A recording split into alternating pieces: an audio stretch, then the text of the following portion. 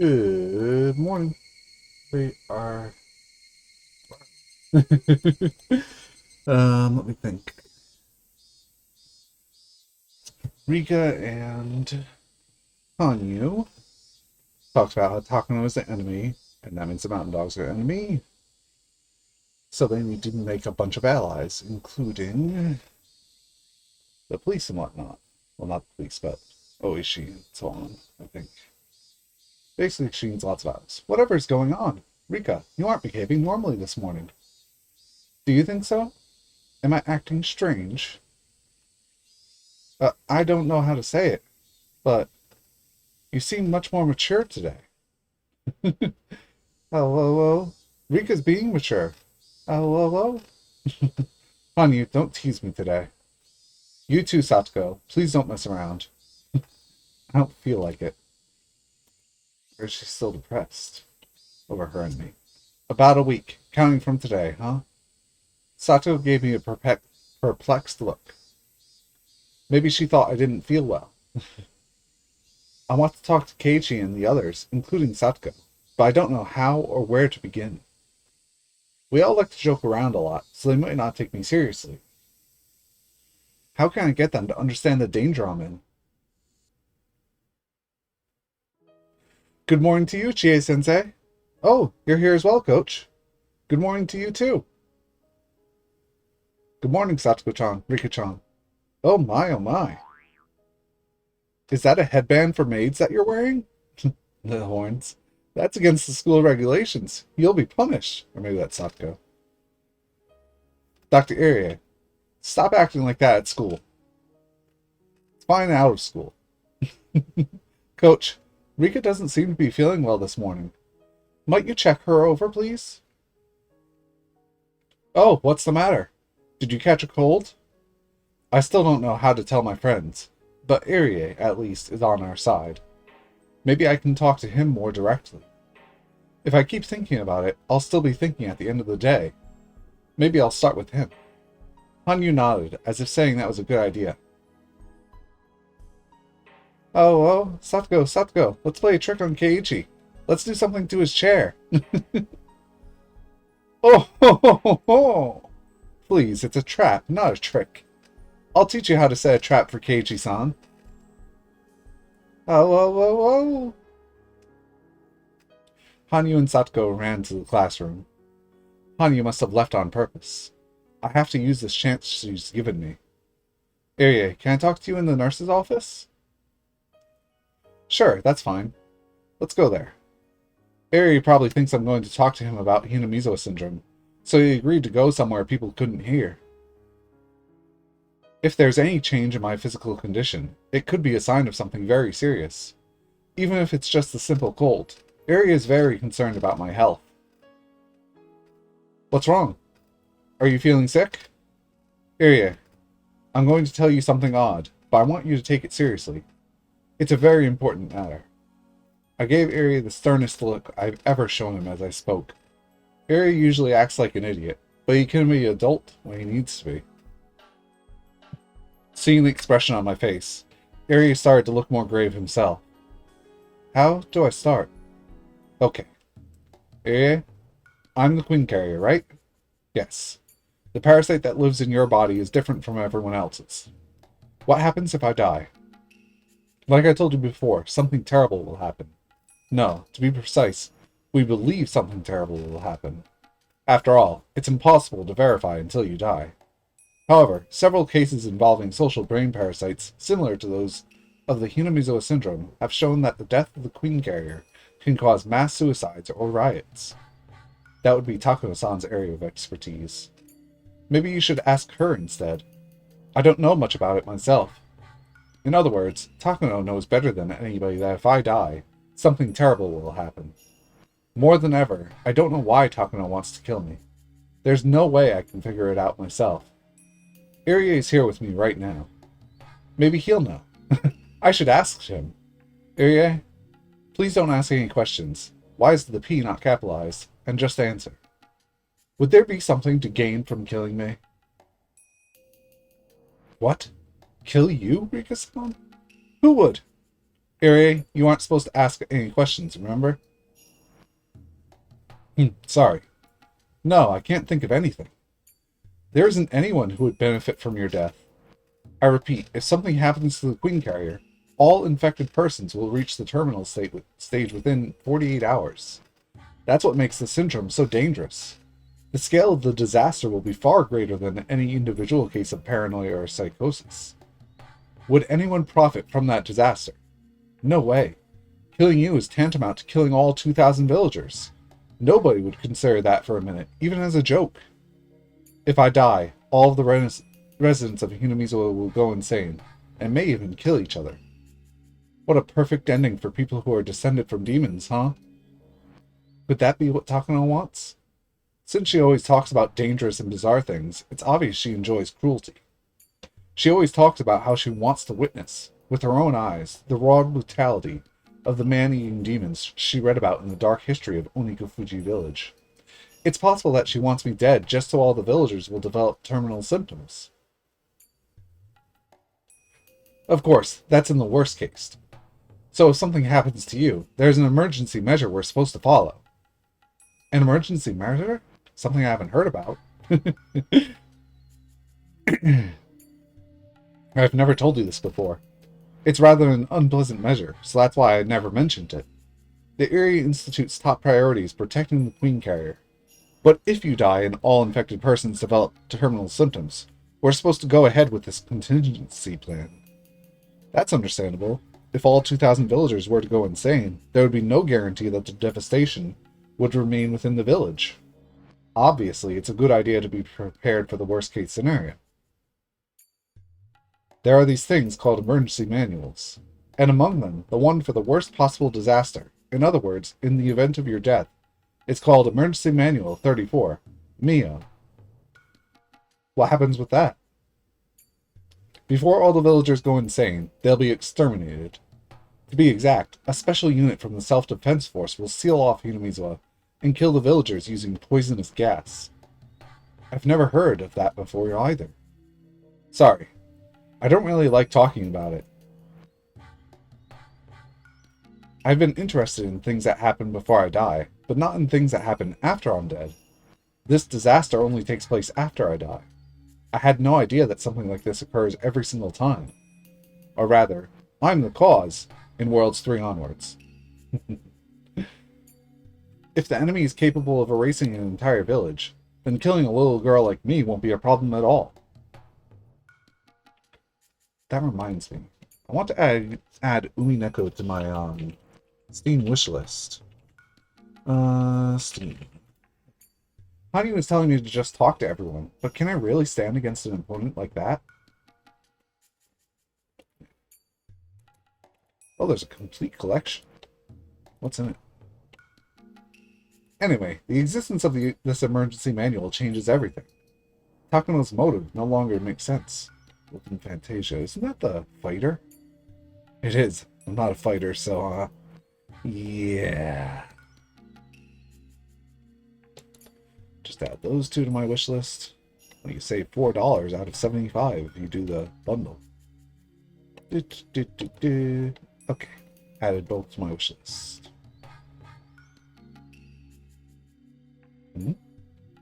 Wait, is there another Higurashi that I missed? Just a moment.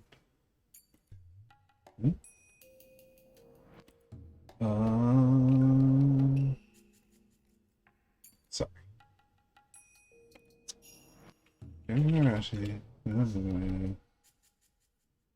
Wait, there's Ho and Ho Plus. I don't have those. For some reason, I thought they were away. They literally came out this year, like a month ago. Hold on a few seconds while I open up those two. Check, check. Okay. Not even gonna look at them for now.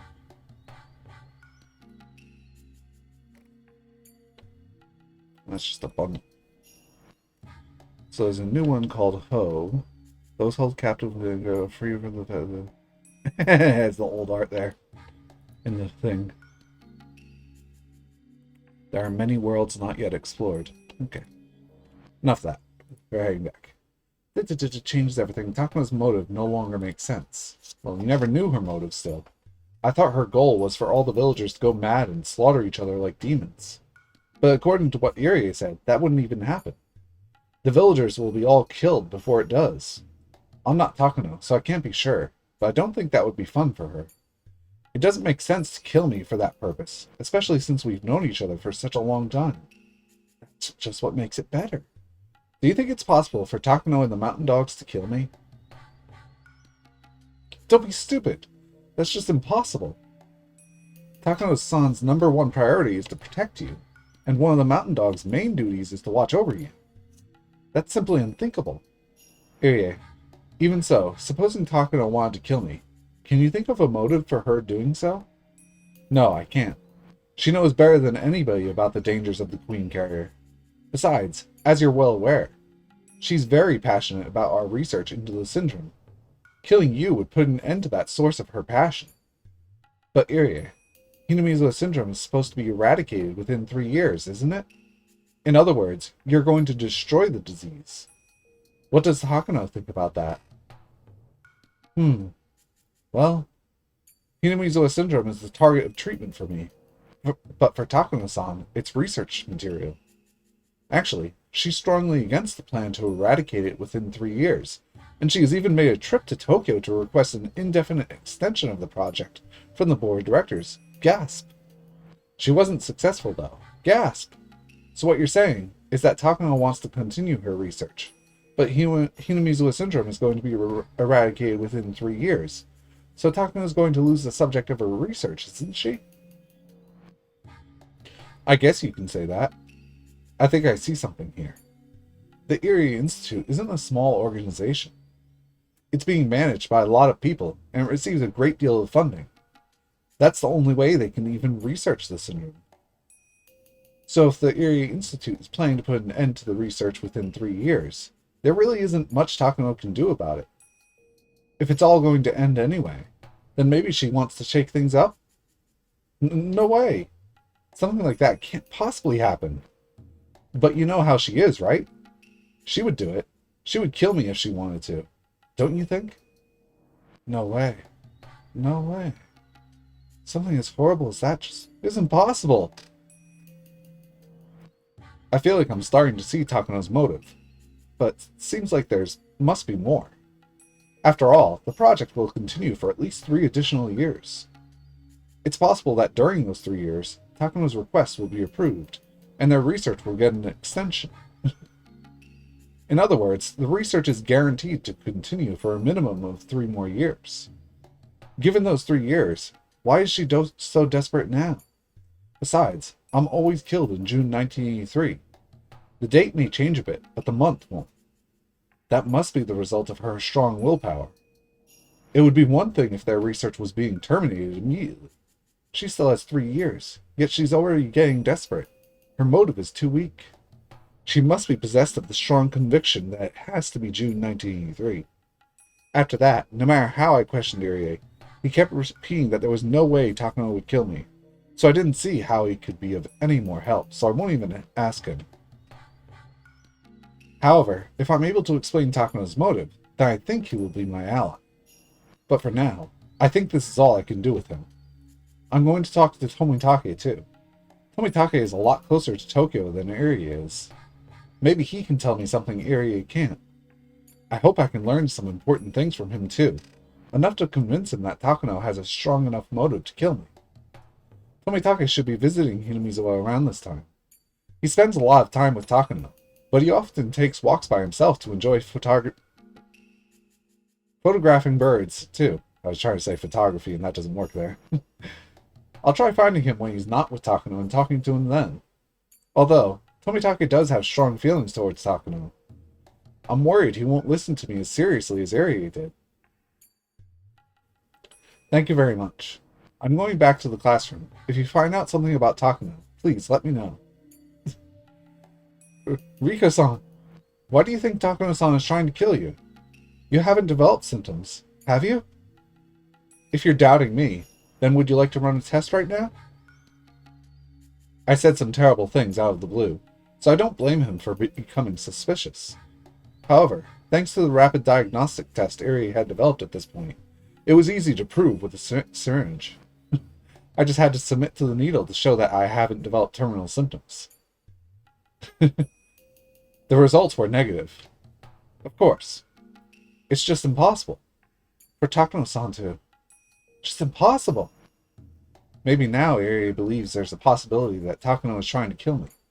Oh, I just remembered. They were talking... Oh. So when I was reading this stuff, it was like, one moment. So I was wondering why Rika killed herself in Chapter 5, besides, obviously, wanting to not be tortured by Shion. But you have to remember, she was injected by the antidote. But the antidote doesn't work quite as well as it sounds. If you aren't infected, it gives you the infection.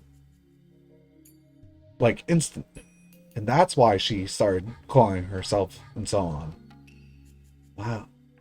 I only just remembered that. Maybe now Eri believes there's a possibility that Takano is trying to kill me. I left the nurse's office. I hope Eri will grow curious about Takano and try to find out something about her. So how was it, Rika? Did you find out anything? Well, yes and no. It's hard to say, but there are a couple of interesting things. One is how the Area Institute is trying to eradicate the syndrome within 3 years. Takano doesn't like the idea. She went to Tokyo to petition for the continuation of her research, but they refused. That might cause her to become desperate. The second is this thing called Emergency Manual 34. Supposedly, if I die, that will be executed, and the whole village will be murdered by poisonous gas. Whoa. They say that when I die, the villagers will develop terminal symptoms, right? First, I thought that Takano wants me dead because she wants to see that happen. But since there is such an emergency manual, the village will be gone long before then. So, that can't be her motive. Every time I ask Irie, all he says is that it isn't possible. According to him, Takano understands the importance of the situation better than anybody. Therefore, she doesn't have any reason to kill me. Oh, I know. I've only asked Irie so far. It's possible we can learn more information or wisdom from other people too. That's right. Unless we bring everyone's power together, a miracle won't occur. We need that miracle to defeat our enemies. It's almost lunchtime. That'll be a good chance to talk to everyone. Though, the problem is whether or not they'll take it seriously when I talk to them. Once I start talking about the secret society Tokyo, they'll obviously ask what manga I'm talking about. I need to figure out a good way to discuss it so I avoid misunderstandings. Oh, I think it'll be better to be honest with them without really thinking too much about it. Do you really think so? Yes. Let's just try. Tell them in the way I'll teach you, and I'm sure they'll take you seriously and help out. I'm still not sure, but Hanyu seems very confident. Hanyu has spent her life observing various people. She had never talked to Mion directly before this life, but she knows her better than I do. I talked to everyone during lunchtime, in the way that Hanyu taught me.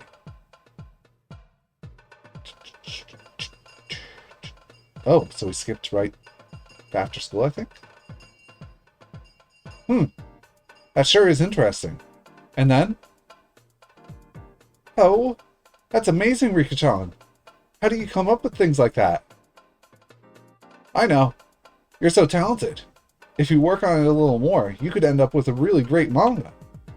I don't know what to say. I thought maybe something was bothering you, because you haven't been looking good since this morning. Why didn't you come to me first? See? I told you that you could count on them. Oh. Count on them, huh? It all comes down to how you put it, I guess. That reminds me I should turn off the phones. It's not a normal day. Do not stir. This old man can create application forms, make rough drafts, ink, tone, draw backgrounds, typeset, and proofread, take manuscripts to a printer, publish, distribute, and support. He could do it all. Good thing you came to him. Oh, wow. You sure are great, Mion. You can be a cartoonist, an editor, a publisher, and a bookstore owner all at once. Really? My dad says things like that too. Is doing everything yourself in style now? Oh, I'm curious about what kind of comic Michan would write. I'm curious. Hold on. You're all getting sidetracked. Let's help Rika out, alright? I told them about all the secrets surrounding Hinamizawa. I told them that I wanted to write a comic book and that I needed their help to decide on a few things. If I spoke to them about this normally, they might question my sanity, but to see things change this dramatically with just a little preface. Hanyu, you're pretty good. Anyway, so if this queen carrier dies, the village will be destroyed because of some emergency measure. That's the focus, right? My goodness, if there really was someone like that, she had better be very careful. One mistake and poof, the whole village would disappear. We should just capture her, wrap her in bubble wrap, and put her in storage or something. But she gets killed, right? If they know her death will create a disaster, why would they kill her? Why? That's just it. The bad people at the research center know what will happen, yet they're still trying to kill me. I mean, the queen carrier. I just can't think of a good explanation for why. I kind of see an outline of the motive, though. Can they actually find a hint without knowing any of the actual details? Oh, ha ha ha! That's so simple! The fact that the entire village gets destroyed if the queen carrier dies is a motive in and of itself. Mion laughed as she casually voiced what was on her mind. But Mion, this villain wants to research the disease more, so there's no way she'd put an end to it herself. Oh. That's not a big problem. Just set some masterminds behind, pulling some strings behind that villain, which we have. That or some villain who's just using that villain. A villain who wants to use Takano? Listen, if the queen dies, the village is plunged into chaos. To cover it up, a mass execution operation is carried out. Fundamentally, this is a countermeasure against the worst possible outcome. A trump card that must never be played. Because playing it causes a disaster of its own, even if it sells the previous situation. You're right. In politics, they always talk about who takes responsibility for this and who resigns for that. If, in fact, a mass execution like that was to take place, someone would have to explain that and take responsibility. Well, it's a secret operation, so I'm sure it won't be made public. But there will be many people questioned within that Tokyo organization, that's for sure. Isn't that a motive for killing the queen carrier? Oh, why? Who benefits from such chaos? There are plenty of people. Think about it. The wind always blows in one direction. For some people, it's a headwind, and for others, it's a tailwind. There are always people who gain and people who lose. I see. Ho ho ho ho! My brain finds this quite stimulating. In other words, if something like that happens, there will be some people who have to take responsibility for it, and their enemies will gain from it, whoever they are. That's right. There are always different powers and factions within an organization, especially if it's a huge mastermind organization like this Tokyo.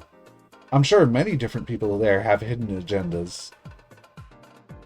In other words, there are plenty of people who want to rule over others, and there are plenty of reasons to assassinate the queen carrier. Are you saying that I mean, even if the bad person doesn't have a reason, that there could be people who have reasons to kill the queen carrier in Tokyo?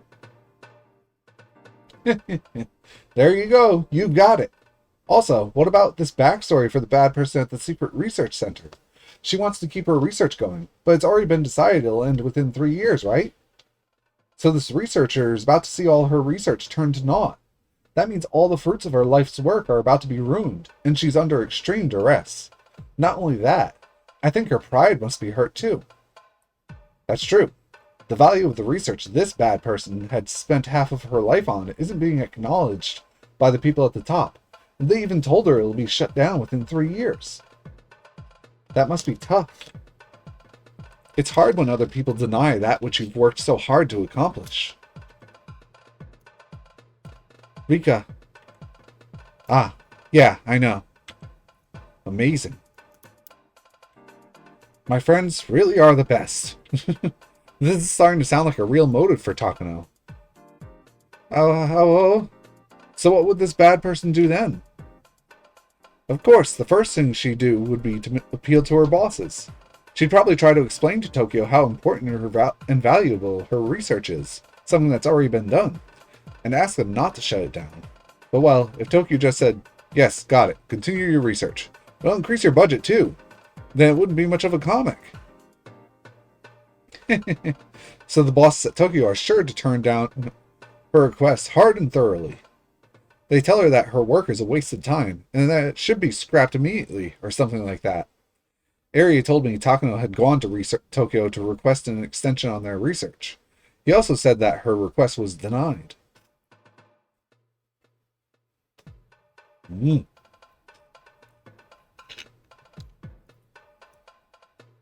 Ho ho ho! Can you imagine her anger at having her life's work mocked by her superiors? There are, then, only two options open to her. So, Satoko, what are they? That's easy. She can cry herself to sleep over it, or she can take revenge. Keiichi and Satoko gave each other a high five. Well, lying down and taking it wouldn't be very interesting either. In that case, the villainous researcher, who loved her research more than anyone, starts growing desperate and believing she should at least end it herself, rather than letting someone else end it for her. All because of her pride.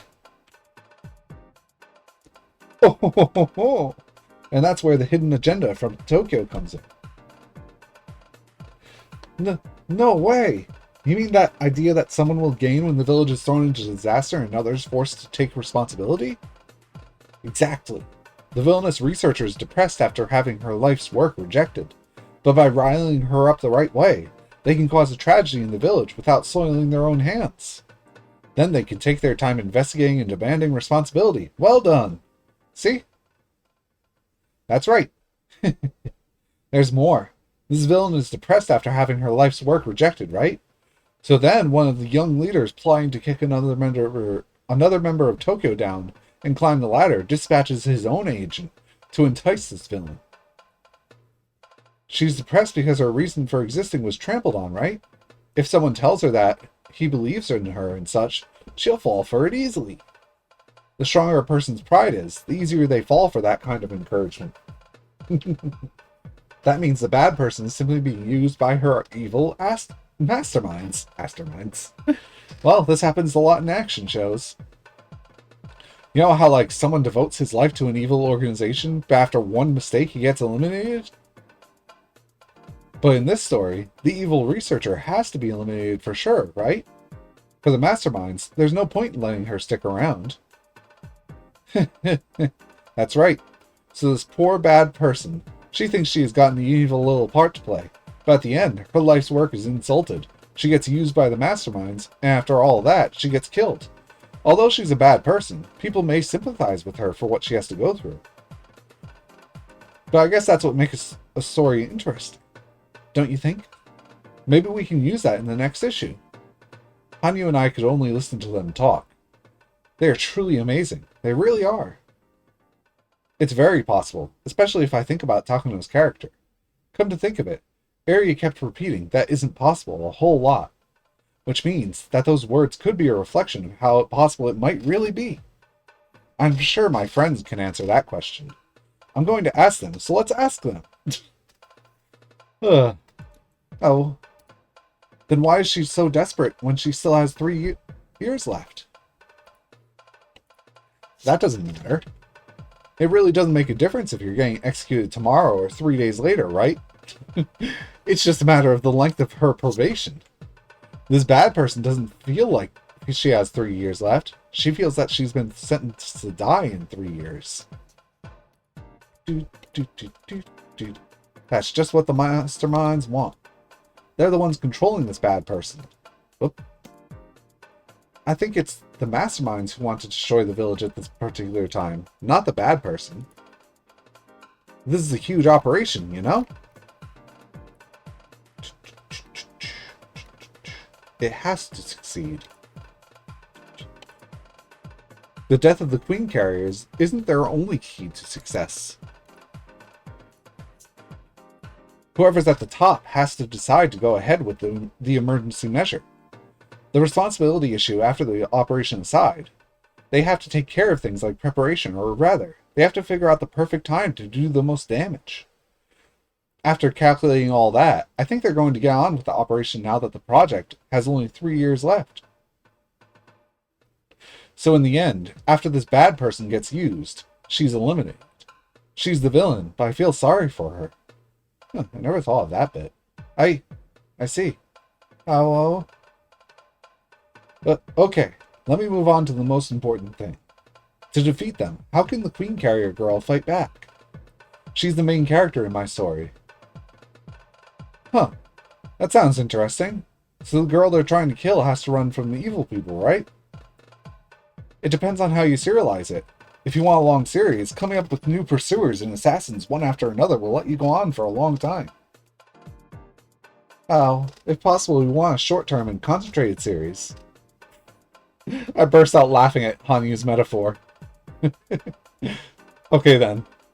We just have to take care of the bad person quickly and shoot for a happy ending. It's more exciting to fight than to run. But the main character is just an ordinary little girl, right? How can she fight? Girls nowadays aren't powerless. She might appear to be a cute, weak girl, but she has secret hidden powers. She's an S-rank hunter with the blood of royalty, and her nickname is the Ebony Fallen Angel. Oh, that sounds like the lame original character of some middle schooler. Hey, Mion, what's wrong? Do you have a stomachache or something? Fine. This old man is just not talented enough. Mion, you can do it. Though when you read that manga 10 years from now, it may be so bitter you writhe in agony. Well, I don't know exactly what Mion is trying to say, but anyway, the main character is a weak little girl. She doesn't have any special weapons. If anything, she's good at acting innocent. Also, she's mean and she abuses me with spicy food. That sounds good. I'll try that starting tonight. Oh. I see. So she's just a regular girl, huh? But a story where a character like that beats such a conspiracy is going to be difficult. No way, no way. It's impossible. She couldn't win without at least gathering a variety of weapons and the skills to operate a radio and a helicopter, something I can do. Either that or a professional survivalist who underwent special forces training with the Soviets. That or someone capable of causing confusion in their ranks with just a truck and a few weapons once they're in the jungle. I feel like these are all references. I have a feeling that if Mion and Satsuko were the main character's friends, that'd solve the problem right there. Huh? This old man?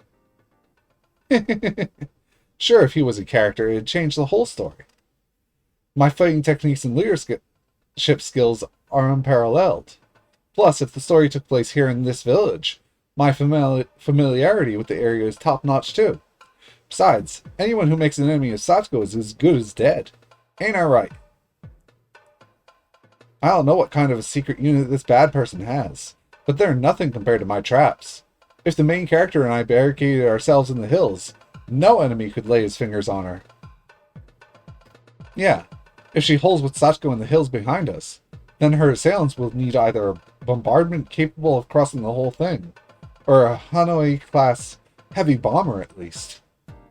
Even if they led with that before entering the mountain, they'd still take on severe casualties. Furthermore, I'd be commanding the operations. Well, her assailants better be compared for casualties on par with the Iwo Jima landing. Right, Satsuko? Oh, they better bring a nuclear warhead if they want to fight me in the hills.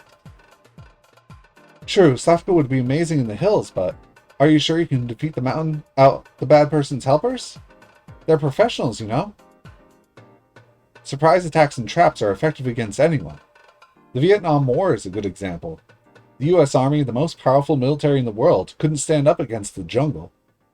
A multitude of traps set by someone who knows the area well will go a very long way. Are you saying Satsuko's traps would work on them too? Of course. Not only that, they'd be very effective. The purpose of traps isn't just to ensnare their victims. They also make people extremely afraid. They're professionals, so they'll be extra careful. Therefore, their commander will become indecisive. He'll have to decide whether to go into the hills or not. That means we gain more time. So they would need at least a bombardment to capture us. But this isn't a war, so they probably won't go that far. I definitely don't think that's possible. Anyway, Miona is a professional when it comes to deciding on tactics. And she's saying that Satoko's traps will be more than effective, even against the mountain dogs. That's very reassuring. The flip side of traps is that they can only be used to defend, and it takes a long time to set them up. Also, traps don't discriminate. Satoko's hills meet all the requirements, though. That's true. Nobody goes into the hills, and Satsuko-chan's traps are already everywhere. The main character can barricade herself in by just going there. If I'm going to be there, it won't be just a simple barricade.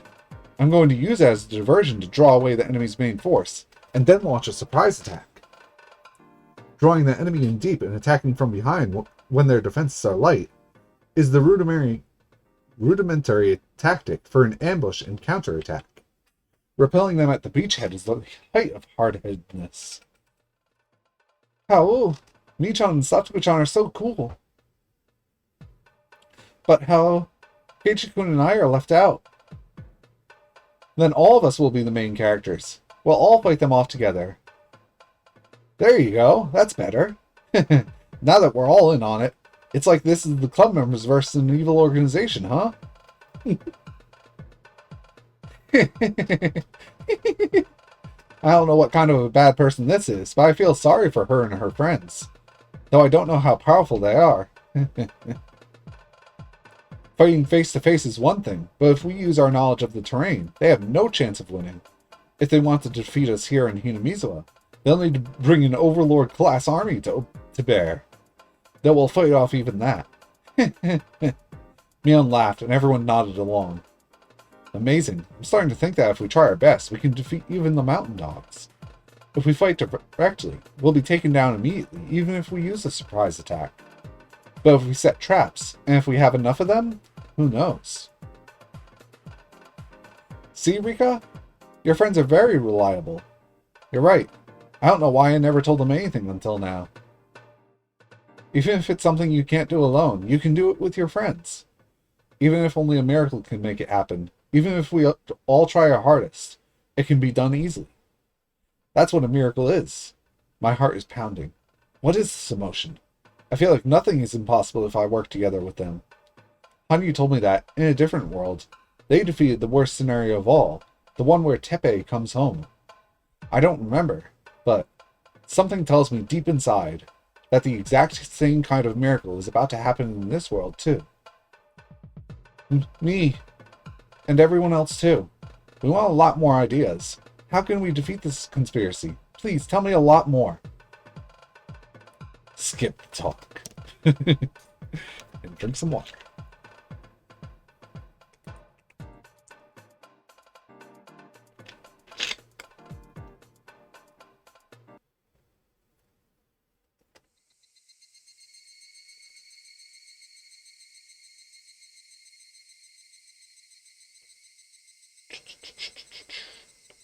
I'd only asked for Tomitake.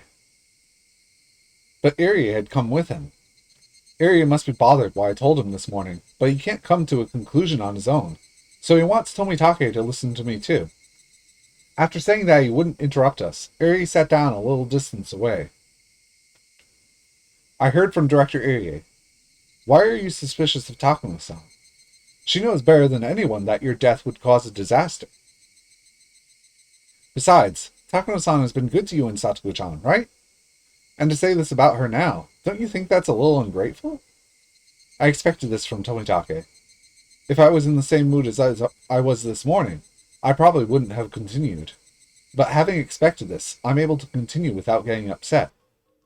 Tomitake, please be honest with me. I want you to really think about it, too. Of course, Takuma wouldn't kill me under normal circumstances. But can you absolutely guarantee that she would never do so? What do you mean? Takuma has devoted her life to the research of the syndrome. Is that true? Yeah. Just between you and me, she's the most important person at this institution. Director Irie's position is just a formality, and Takuma-san is the one who's really leading the research. This is supposed to be a secret. But the syndrome was discovered by her grandfather. Takano-san respects him greatly, and she opened the Erie Institute so she could continue and complete his research. So how does she feel now about being told that the project will be shutting down within 3 years? Takano even went to Tokyo and requested an extension, but it was denied, right? Couldn't you say then that the meaning of her life itself is being denied? Don't you think she's hurt? Rika-chan, where did you hear all that? Tomitake went silent for a moment. He must have realized that I'm not just saying random things. It is true that Takano-san went to see the board of directors, and that she was evaluated extremely poorly. According to what I've heard, they really ridiculed her work. She was told that the research project was a waste of money. She's been acting normally. But I think she was really hurt by it, yeah. See? So how can you be so sure that she won't become desperate, thinking that her research is going to be shut down anyway? No, not Takano-san. That's impossible. That's the same thing that Irie said. He kept saying it was impossible, yet he couldn't deny it completely. He repeated the same phrase over and over to refute that possibility. In fact, even though we know Takano is the enemy, we can only guess at her motive. The only way to find out is to tie her down and make her confess. But there is meaning in making Tomitake become suspicious of Takano. It's even important to do that, so that he'll become my ally. Of course, this is also a strategy devised by our club leader. It's rather a scary thing to imagine. But Takano-san won't gain anything from your death. I can understand her becoming desperate, but she has self-control. Time heals all wounds. Isn't it easier to deceive the heartbroken? Deceive? What do you mean? Tomitake, if I die, something terrible will happen, right? An emergency manual will be executed, and the whole village will be destroyed. Eh? Ah. Is that right? I had no idea. Tomitake isn't good at covering his lies. It shows that he's bad at hiding things, since he's innately honest. Which makes him a nice person. Eri told me already. I don't want to waste time, so let's be open about this, okay? The emergency manual is a last resort, so if it's actually executed, it'll be a disaster, right? Tomitake seemed to be wondering if he should confirm the existence of the emergency manual. But the fact that Eri had already told me about it, combined with me being the Queen Carrier, prompted him to confirm it, albeit hesitantly. Yeah, it will be a disaster. It's not easy to erase an entire village. We'll have to cross several dangerous bridges, and it's not humane even if it becomes necessary. It truly will be a disaster. I'll be straight with you. Someone will benefit from that situation. No way. There can't be. There won't be any gains. It'll develop into a hunt for blame, and in the worst case, the problem might expand past Tokyo and into the government. In which case, there's someone who will benefit from that commotion, isn't there? If the emergency manual is executed, there will be someone forced to sign off on it. And afterward, they'll start an investigation into the people who allowed the situation to get to that point. To be specific, those in charge of organizing the Area Institute. Won't those manipulators be forced to take the blame and be driven out of Tokyo? I'm not sure. There's a limited number of posts. People are constantly vying for them.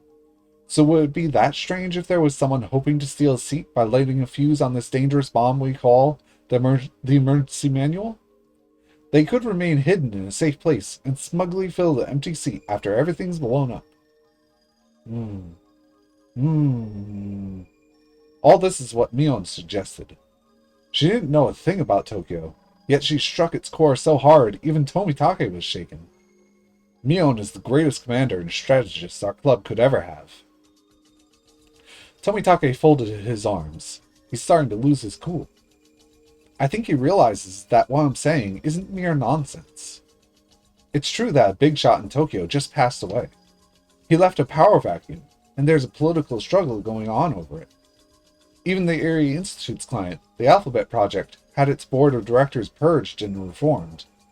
So there's been talk of immediately shutting down the research in order to make an example of the Area Institute, since it was supported by the old faction. So if I die and the emergency manual is executed, the Area Institute and the board of directors behind it, as well as the faction that supports them, will be held responsible. Normally, the Hinamizawa syndrome and the other dangerous bombs associated with it are safe because only Tokyo knows about them. But when there's an enemy within Tokyo itself, Hinamizawa becomes a bomb that's all too easy to detonate. Is that something you made up, Rika-chan? Is it a fabrication? Or is it the truth? I don't know. But if I think about what's going on in Tokyo, I guess it is possible for some people to think things like that. Tomitake, you're a good person. You're a very good person who believes in his close friend. So I know if I say these things to that Tomitake, you'll never accept them. But I have to bring this up with First Lieutenant Tomitake, auditor for the Area Institute. You aren't saying... Are you saying... that's Takano-san? Yes. Her request was denied, as was her own life. Not only that, she was denounced by the board of the directors, so she's very hurt. You should know that, since you're always with her, Tomitake. Is there any chance that someone seeking to use that heartbroken Takano approached her and instigated her into action? People who are hurt often open their hearts to whoever claims to understand them. Someone like that might have approached Takano to start something that will lead to chaos in Tokyo. Tomitake insisted that Takano-san would never do that. He repeated it a few more times, but then he fell silent again. Tomitake is an adult. He must have experienced some heartbreaking events himself. That's why he can understand that Takano is very hurt, and that it's possible that someone is using her.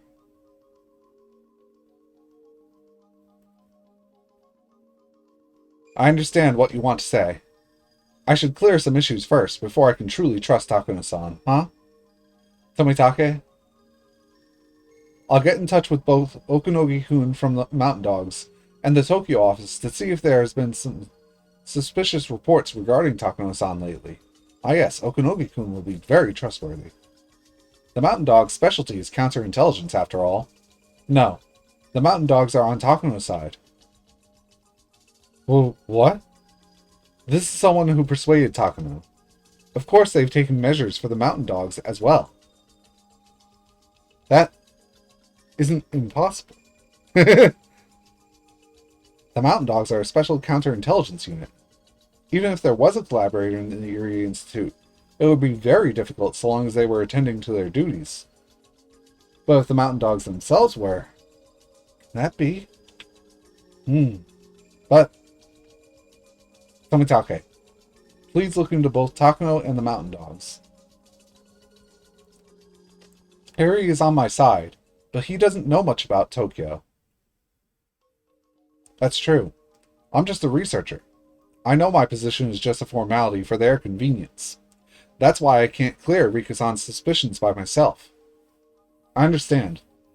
I've been told that there's a possibility the Area Institute could become rebellious. That's the reason why I'm here. I'll start investigating Takano-san and the Mountain Dogs right away. Thank you for believing me. This is the first time you actually have. I've been laughed away in many worlds, but Tomitake finally listened to me. He'll be a very strong ally in the fight against Takano. Also, I'm grateful for my friends who prepared me to talk to him. I got information on the current situation from Irie, had my friends analyze it, and because of that, managed to get Tomitake to listen. Just as Hanyu said, I couldn't have done anything if I'd kept thinking about it all alone. But after talking to my friends, things are already changing. Actually, I'm going into hiding starting today. Mion's house has a secret basement that's perfect for that. I haven't talked to Mion about it yet, but I think she'll understand my request now. So if you find anything, please get in touch with her. Starting today, please act like I've gone missing. Understood. I think that's safest too. I'll act like I usually do, so people don't grow suspicious.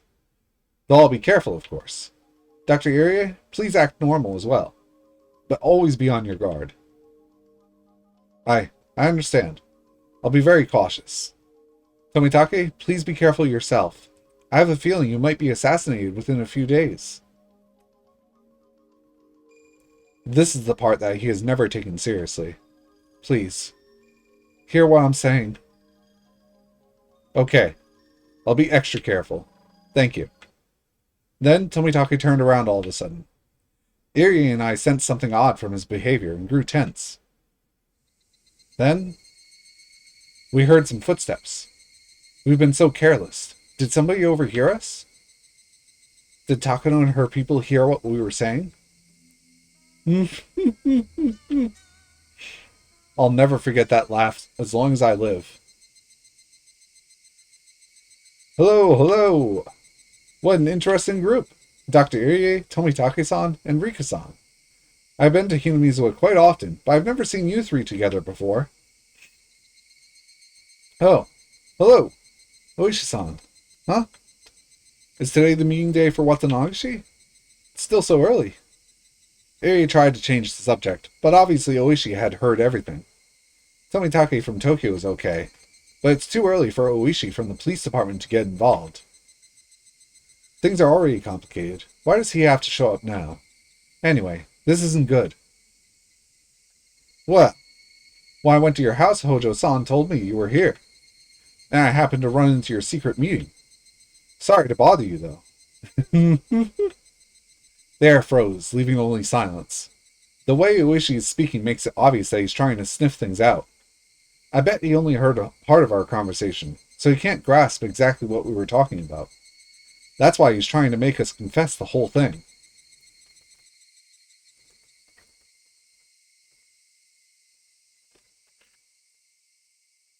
Come now, don't look at me like that. I'm getting embarrassed. Well, I brought someone with me today. Someone Rika-san would love to see again. I wonder if you remember Rika-san. Because if you don't, he might even start crying. What?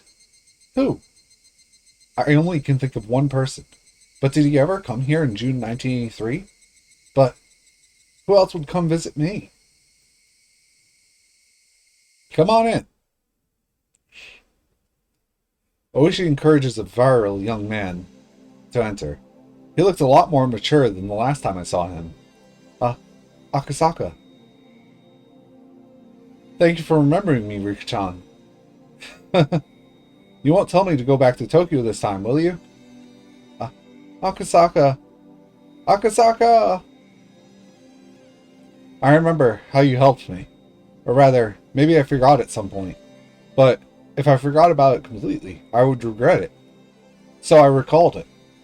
You told me to call Yukie, and because I did, she avoided getting in an accident. You saved her life, and I'm here now out of gratitude.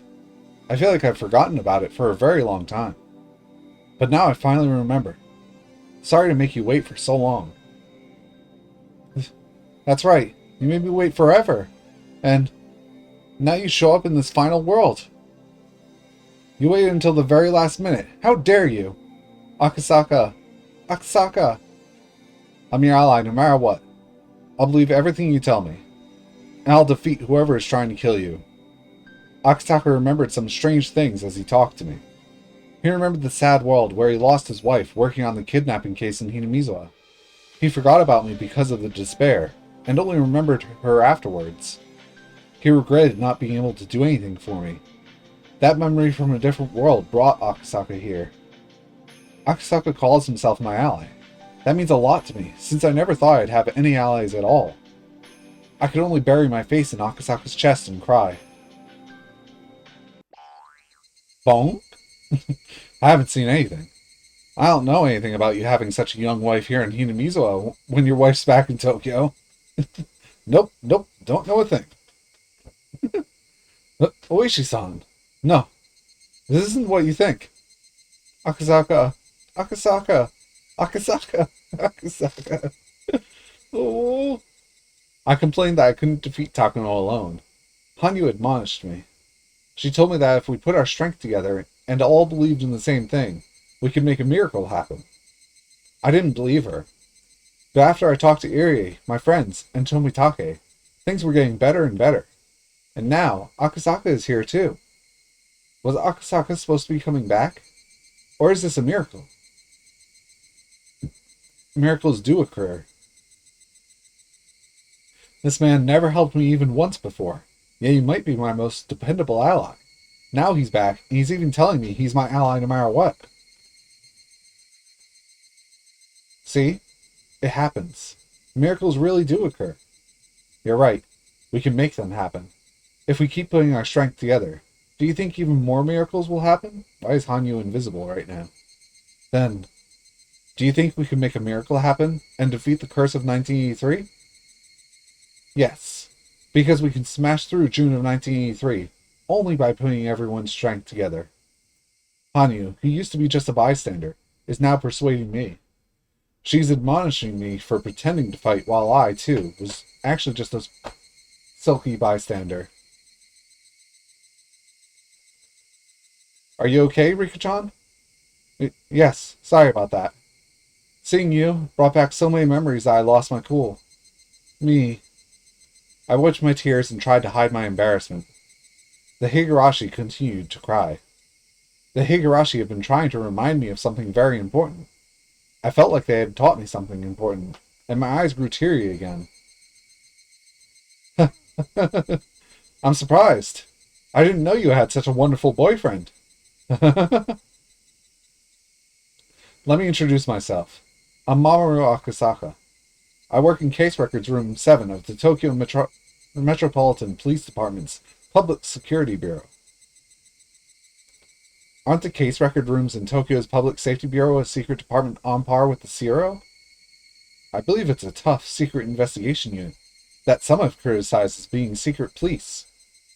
No department would be foolish enough to slap secret onto the name for the secret division. Real secret divisions have boring names meant to fool the average person. That's true for Akasaka's department, too. It's called a reference room, but they don't manage documents. You seem to know quite a lot about us. I didn't think there'd be someone who knows the true identity of the Public Safety Department. Judging from the conversation you were having, I take it you have your own reasons for that? Well, I'm into stuff like that. I just happen to know, that's all. Tomitake-san, why don't you reveal your identity, I, for one, always figured you weren't just some traveling photographer. No, that is the truth. I just like taking pictures. That's all. What a waste of time this conversation is. This is the final world, after all. Tomitake is the one who is connecting us in Tokyo. But he's my ally just the same. Rika-chan! Tomitake and Irie yelled simultaneously. To them, it's an extremely important secret, and if someone were to find out, they'd get eliminated by the mountain dogs. But it's okay now. There's no point of continuing to have suspicions and doubts.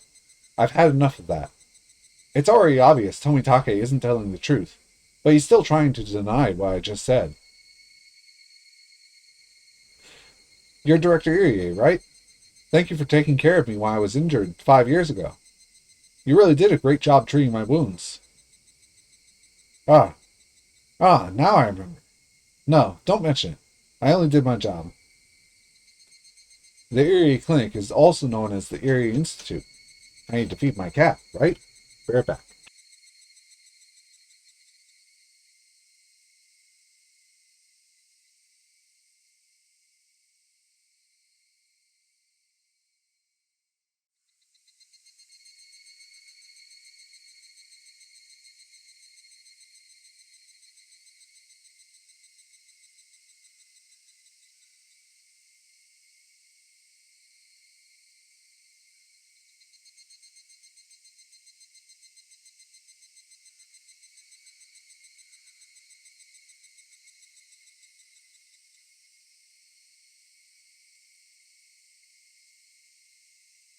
Alright, I'm back. Let me just make sure I'm muted. Good.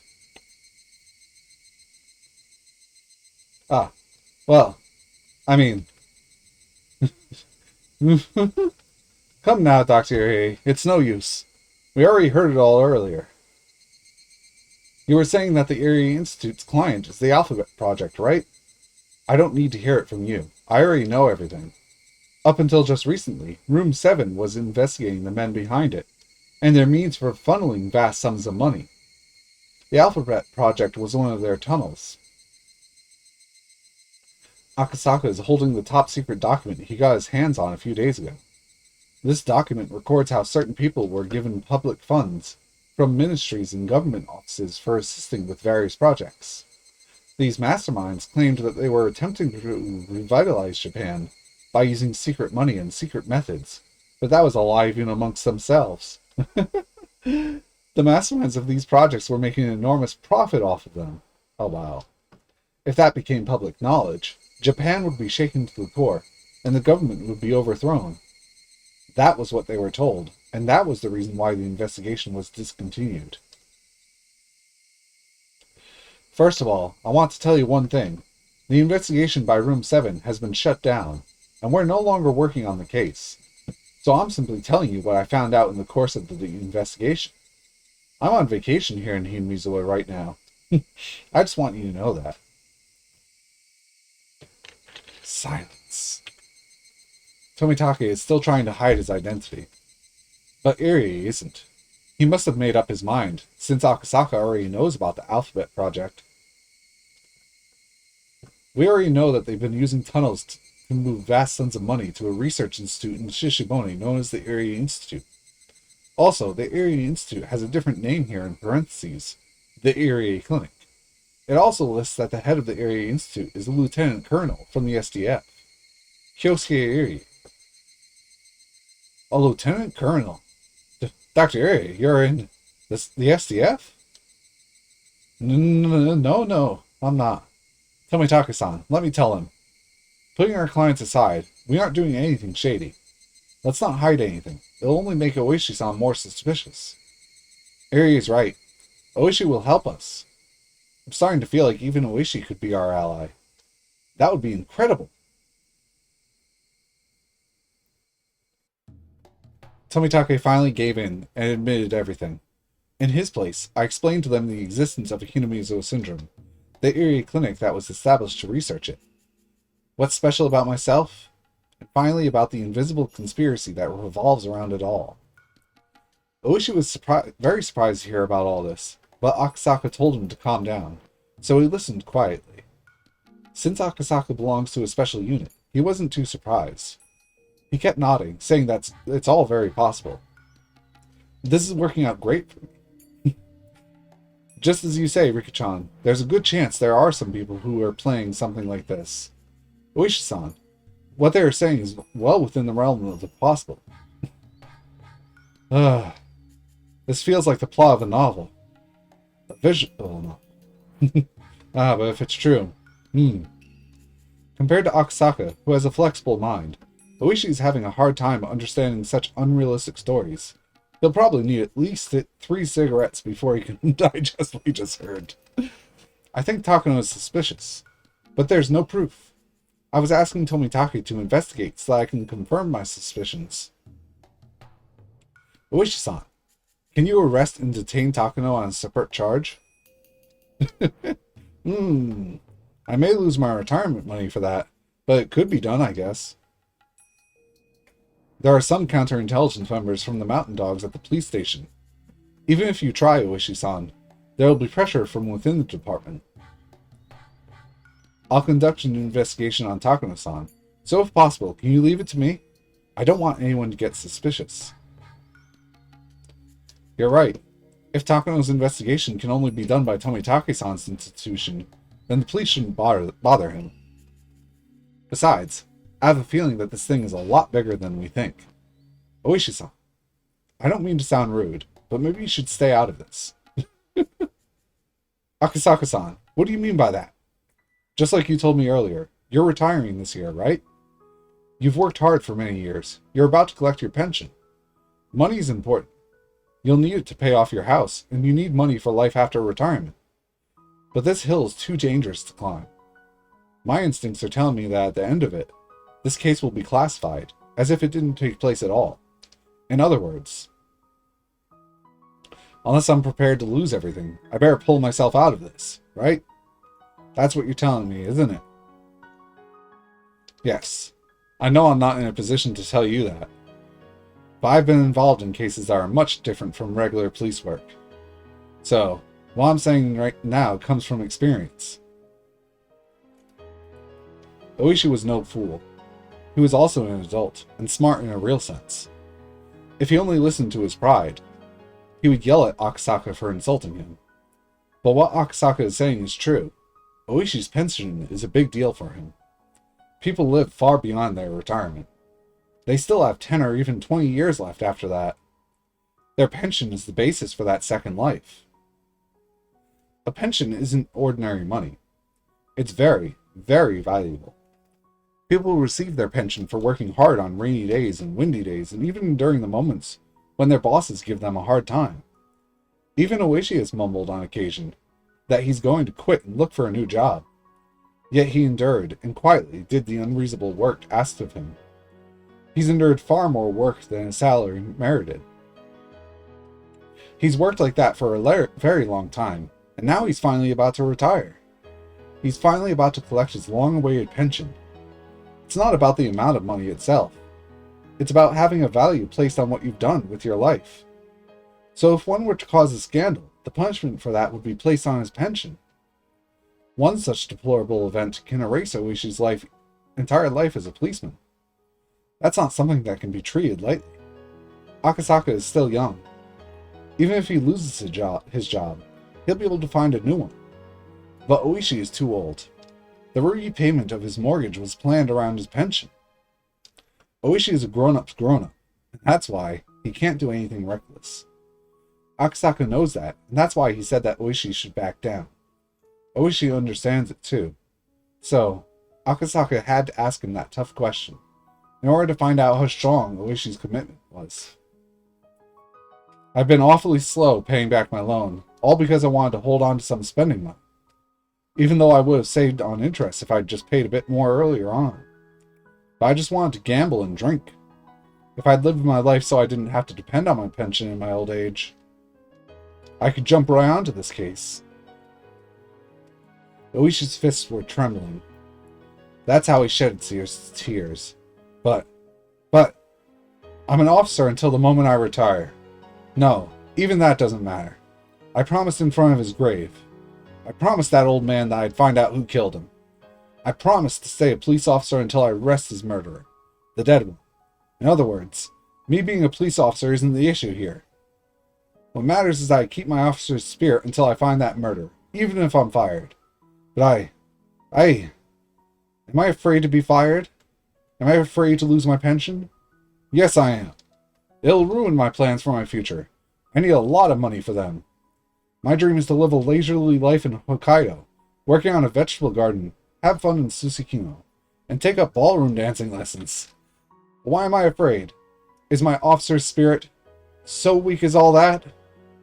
I've dreamt of uncovering the truth behind the series of mysterious deaths in Yunamizawa, and the door to that truth I've sought for so long is right here in front of me. Damn it! God damn it! Why can't I just throw away my badge?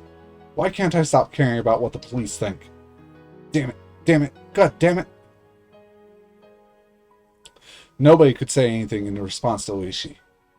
He's at a crossroads. The crossroads of a person who has worked so hard and so humbly for so long. How could the young people who know nothing about what he's had to go through say anything at all?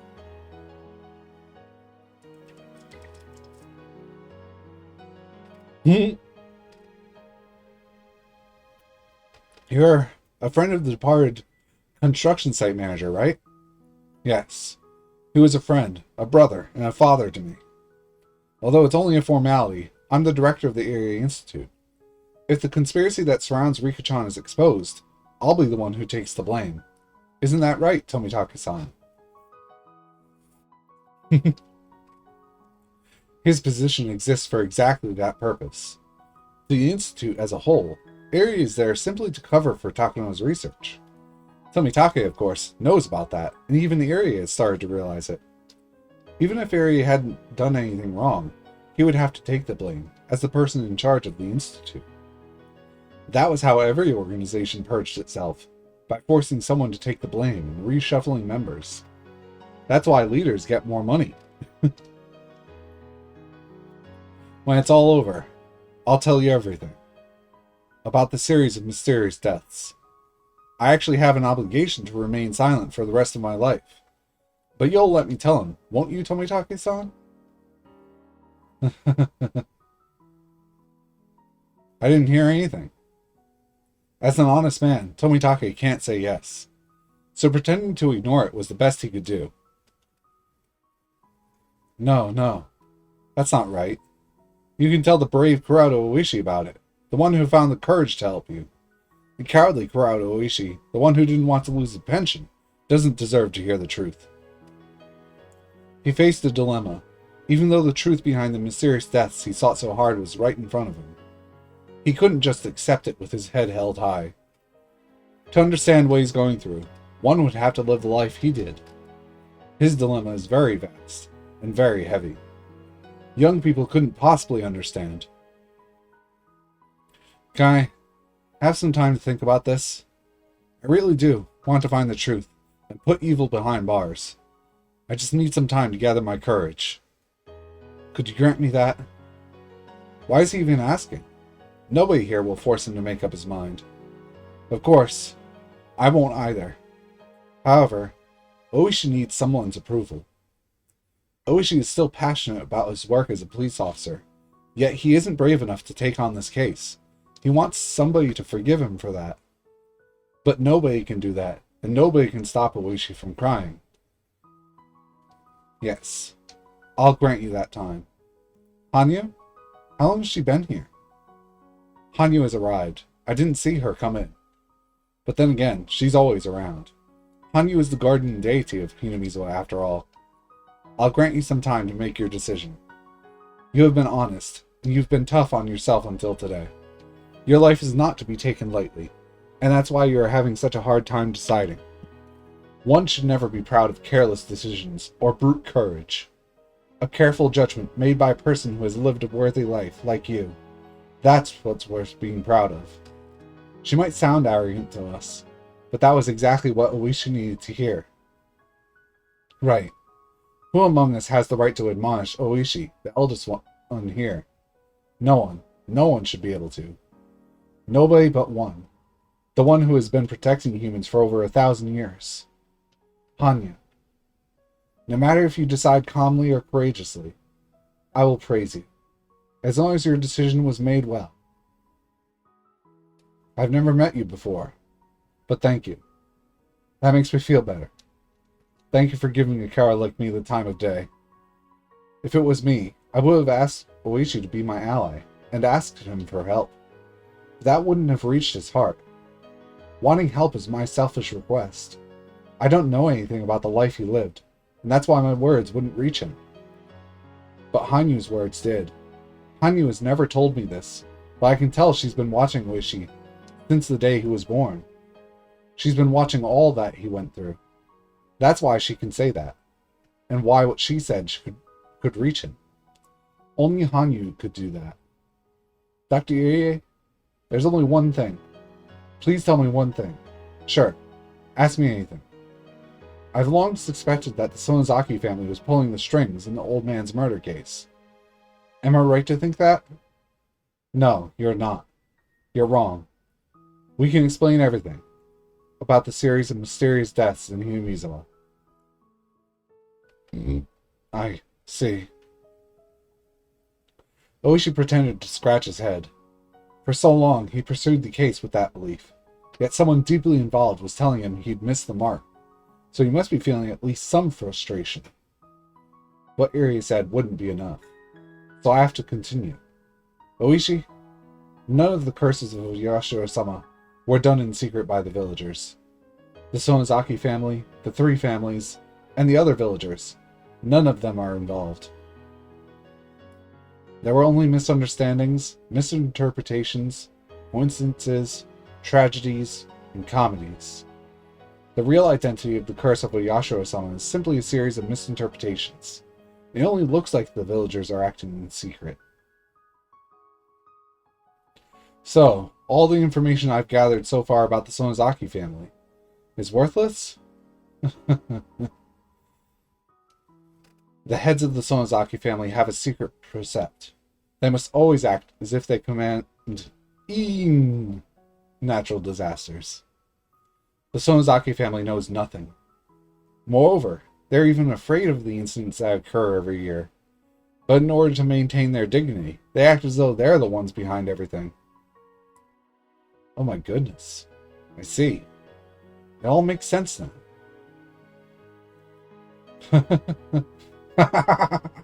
If that's true, then that Oreo woman, damn it, she sure said some things to mislead me. You're telling me the truth, aren't you? Yes, I am. It's written in the Furude family's secret scrolls, too. Do you want to see? I have no idea what Oishi thinks is so funny. Nobody here can tell what's going through Oishi's mind. Except the girl who has watched over human beings for over 1,000 years. I can understand why you're so happy. What? What do you mean?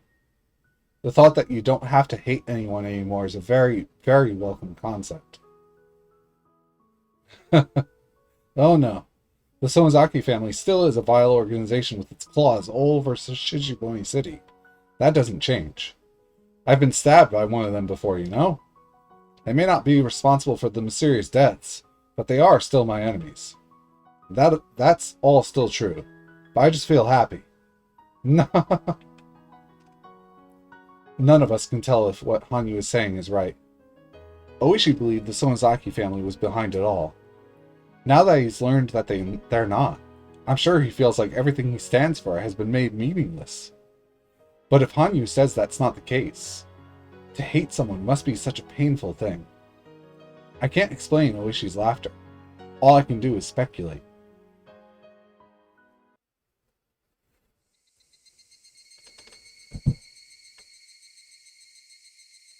Oishi left with the cigarette in his mouth, saying that he wanted to cool off a little.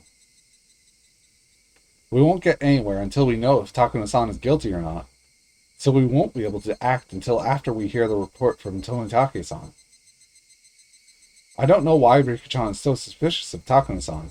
Personally, I feel bad for her. But what she said makes sense too. Rika-chan is an important person. We can't let anyone suspicious get near her. Tomitake is making it sound like he's going to prove Takano's innocence. I guess I can't blame him, since he's in love with her. To be honest, I'm also hoping that Takano isn't guilty. Takano understands me. She was one of my allies. I had a friendship with her. I've trusted her for over 100 years. But Hanyu says that Takano is guilty. If something pops out when we poke her, then the question is how well Tomitake can catch it. To get people to help me, I have to find proof of Takano's guilt. I've got a cat. So I just have to trust Tomitake for now. Tomitake-san, please be very careful. If she is guilty, then you'll be in danger too. I understand. I'll move to a new hotel without letting the Institute know. I should probably leave Hinamizawa immediately, but if Takano is guilty, that would backfire. That's pretty tough, yeah. It's a cardinal rule to act normally during a secret investigation. Would you prefer to stay with me? No, that's alright. It's fine. I'll be very careful. But Rika-chan's safety is the priority here. What should we do? What should we do? Hanyu, what should we do? Using chess as an example, you're like an unprotected king. As soon as Takano gets a hold of you, the game is over. One of the most important rules in chess is to guard the king first, right? Yes. Today is Thursday. Watanagashi is in 3 days. You need to hide somewhere nobody can find you until at least then. Any idea where? I think you should ask Mion. That's true. The Sonozaki family's underground storehouse would be an ideal place to hide. Satsuko should go with you, too. If I leave Satsuko behind, they'll question her about my whereabouts. She may be in danger, too. That means I'll have to tell the truth to at least Satsuko and Mion. That the comic plot we discussed wasn't just fiction. Still, I always seem to underestimate their reliability. It really is beyond my imagination. I need to talk to them. I have a feeling they'll believe me. They're my steadfast allies, after all. We're going into hiding for a while.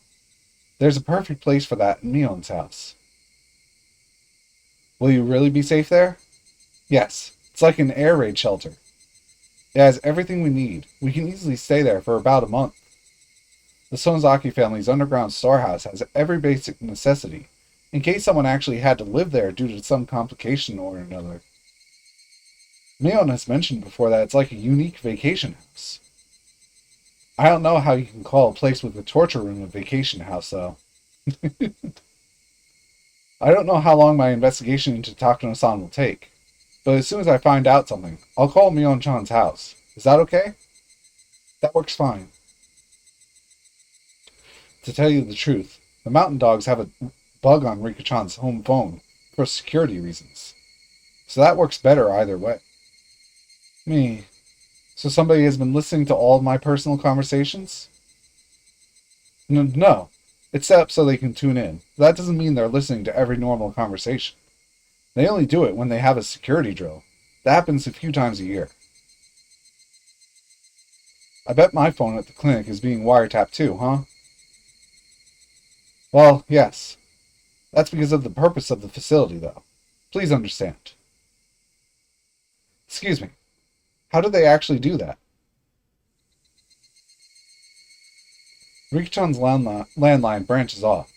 Do you remember the little shack behind the shrine?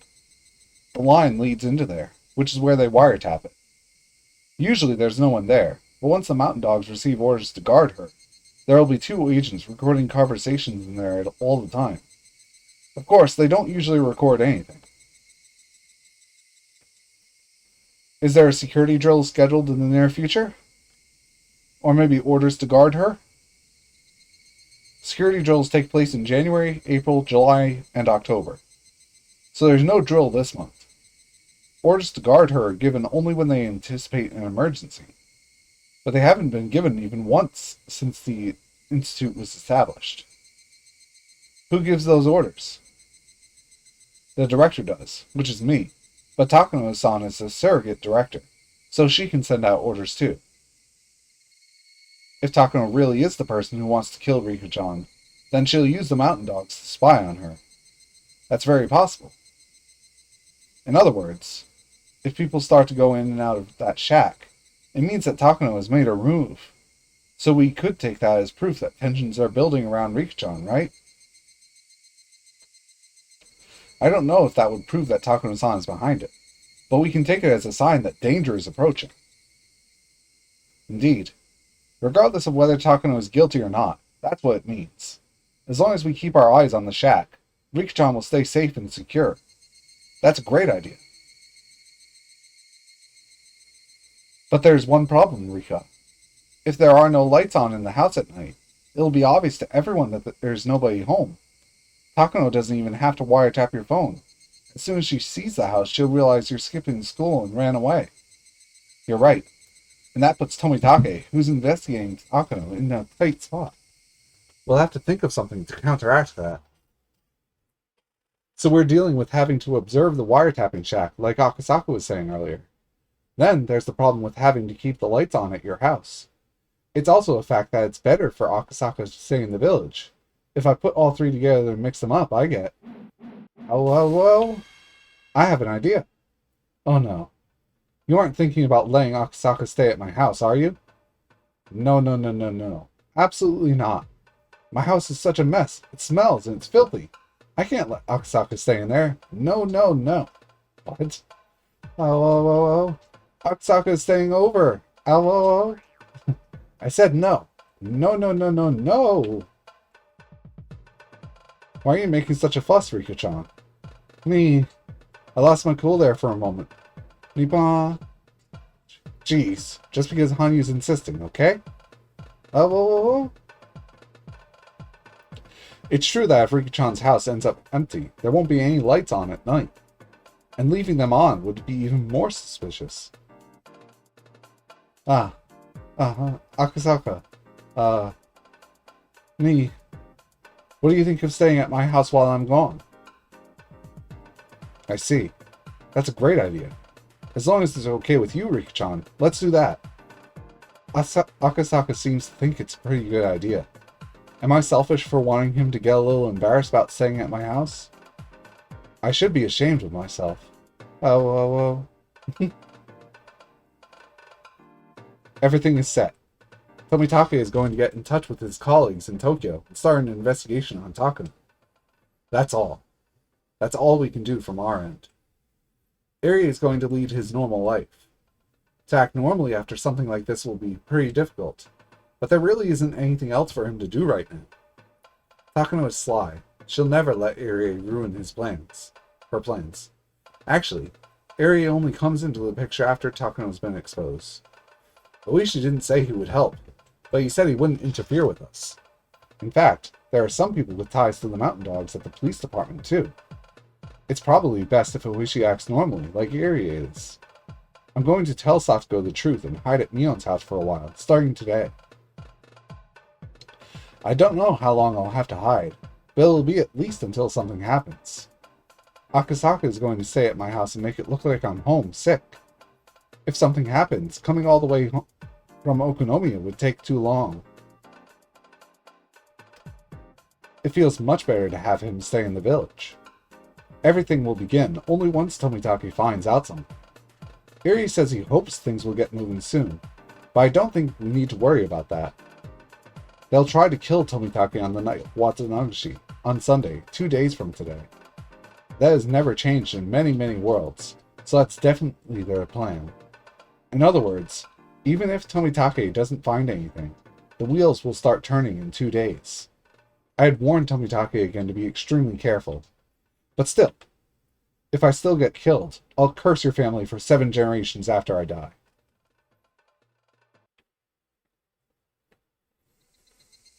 It's already getting dark. Everyone went home except for Akasaka.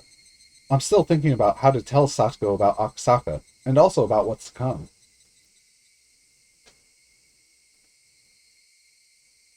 Worrying about it won't solve anything. Rika, you have a bad habit of underestimating your friends. But how can she believe that what we talked about... What are you doing, Koro? Huh? Is actually real? There he is. How can she believe me when I tell her that her life is in danger? I'm bringing home this guy she's never met before, in addition. Don't you think Satsuko will believe you? I don't know. But it's possible that she won't. This boy's face is wet from the water. Oh. So Satsuko isn't your friend, is she? What? What Hanyu just said startled me. It was kind of a scary thing to hear, even though she said it while wearing her usual warm smile. I know Satsuko is one of us. I think she'll believe you and become your ally against Takano. But you're saying you can't trust her. That's like saying Satsuko isn't your friend. If she isn't even your friend, then why waste your time telling her about it? Oh. Let's just leave Satsuko behind and go to Mion's house by ourselves. Just the two of us. What are you saying? That's nonsense. Satsuko is my best friend, and... If you don't think that it's worth telling her the truth, then that's it. You just think a best friend is like a stray cat that you feed every day. I'm actually surprised to learn that you've been letting Satsuko live with you when you think of her like that. I didn't say that. Satsuko is my best friend. My very best. Yeah, she's even closer to me than you are. Ooh. But you don't believe she'll believe. It's the same as spouting your complaints at a stray cat that you feed every day. You know the cat can't do anything, and knowing that you still complain to her, that's all your relationship is. Oh, well, poor Satsuko. She believes you're her best friend, but you don't feel the same way. Oh, oh, oh. Damn you. I tried to slap Hanyu, but I couldn't touch her. My hand went through her cheek and hit only the air. Why is she fake now? I can't believe she made herself incorporeal again. Oh, okay. Hanyu disappeared, saying "oh, oh" in a teasing manner. I'm upset, but I can totally understand what she was getting at. Need more water.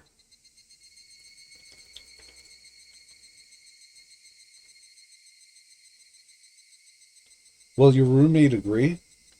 I'll make her agree. Satoko has nothing to do with this conspiracy, but since she lives with me, she's going to end up involved anyway. For Satoko's sake, I have to explain this to her. Should I wait outside? No. I think it'll be better to have you with us so she doesn't think it's a joke. If I can't explain it properly, can you help? Sure, I will. I went up to the second floor with Akasaka. To be honest, I couldn't even imagine how to start bringing it up. But even Hanyu made fun of me. I can't hesitate. I made up my mind and walked into the room, and was surprised. My messy room is all cleaned up. Satoko is packing her pajamas and towels into her duffel bag. It's as if she's going on a camping trip. Satoko? I'm home. Here, I got your luggage ready too. We can't just borrow toothbrushes and towels from Mion-san, you know? Did Hanyu go and tell her? Besides, we can't let some strange man stay in a messy room either. This is why I always tell you to tidy things up around here. I blinked in surprise. I don't understand why Satoko already knows what's going on. If she saw me, Iri, and Tomitake talking behind the shrine with Oishi and a strange man, she'd be sure to get curious. Satoko must have overheard our conversation. Not only that, she packed our luggage and cleaned our room, which means she already knows Akasaka is going to stay in this house. She must have come home in a hurry to get things done. So it wasn't just the storyline for some comic, was it? Nee. You know, that's why I don't like about you, Rika. Have I ever doubted you before? I always thought that I was your best friend, that you would count on me before anyone else. I'm sorry. Satoko doesn't seem that angry. Rather, she seems shocked that what we talked about at school is real. She isn't really that upset. But this is exactly what Hanyu said. I thought Satoko was my best friend. Yet I couldn't trust her completely. Having realized this, I apologized. Satoko turned around as if to tell me there's no time for apologies. I think she accepted it. As the proof of that, she's getting things ready to go at Mion's house. Thank you, Satoko. Akasaka-san, is it? I don't know how you and Rika know each other, but if you're Rika's ally, then you're mine too. You may call me Satoko Hojo. Nice to meet you. I'm Akasaka. The conspiracy surrounding Rika-chan runs pretty deep, and it's not easy to explain. She was afraid you'd reject her after she confessed to everyone, so please try to understand how she felt too. What is my cat doing, huh? Of course I understand. I'm Rika's best friend, you know? She was thinking that I didn't believe her. Well, she was thinking that I didn't believe her. Who would? I can understand why she'd be afraid. I think he's gonna lay down in his bed for once.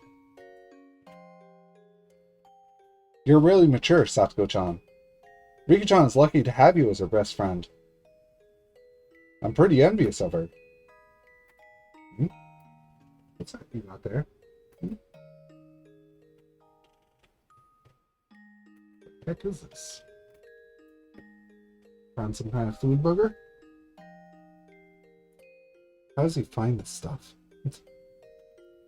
I gotta throw this out somehow. I know. I'll finish my water and throw it in that.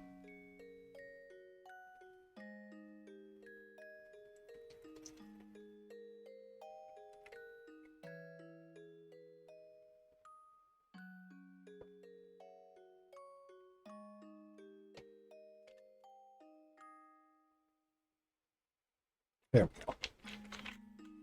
Alright.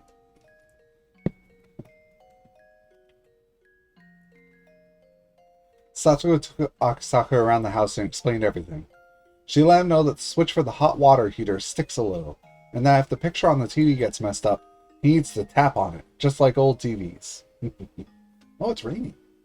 She even told him about all the traps she set around the shrine, using a secret map of hers. Akasaka listened to her dead seriously. Upon seeing them talk, I couldn't help but smile.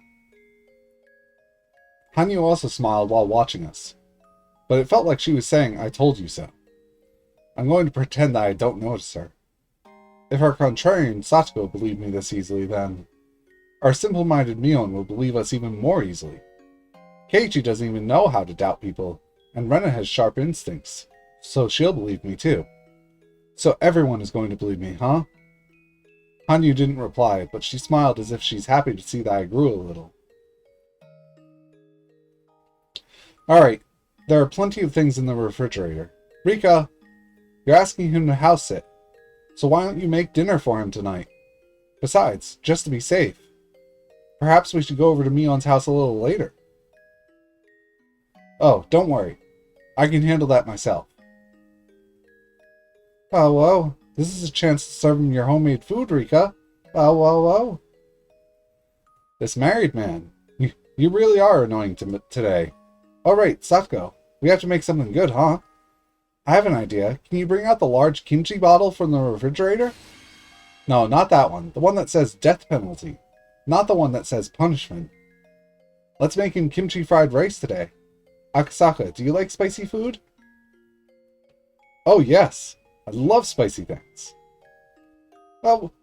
Oh, whoa, whoa, whoa, whoa, whoa, whoa, whoa, whoa. The cream puffs in the refrigerator have expired, so let's throw them away. Ah, what a waste. I heard they're from a famous shop over in Gogra. Oh, whoa, whoa, whoa, whoa, whoa, whoa. The ow-ows are awfully loud today. Maybe a stray dog's howling somewhere. Night is falling on the 16th of June. The pieces are lining up on the final game board, one after another. No, pieces isn't the right term to call them.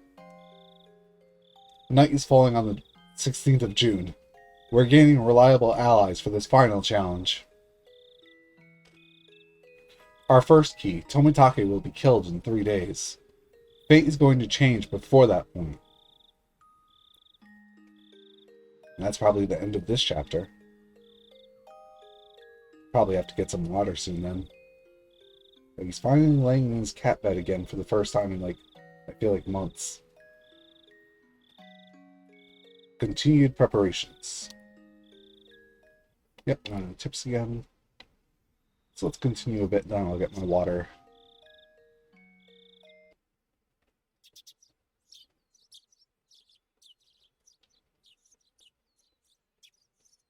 Here's Rena.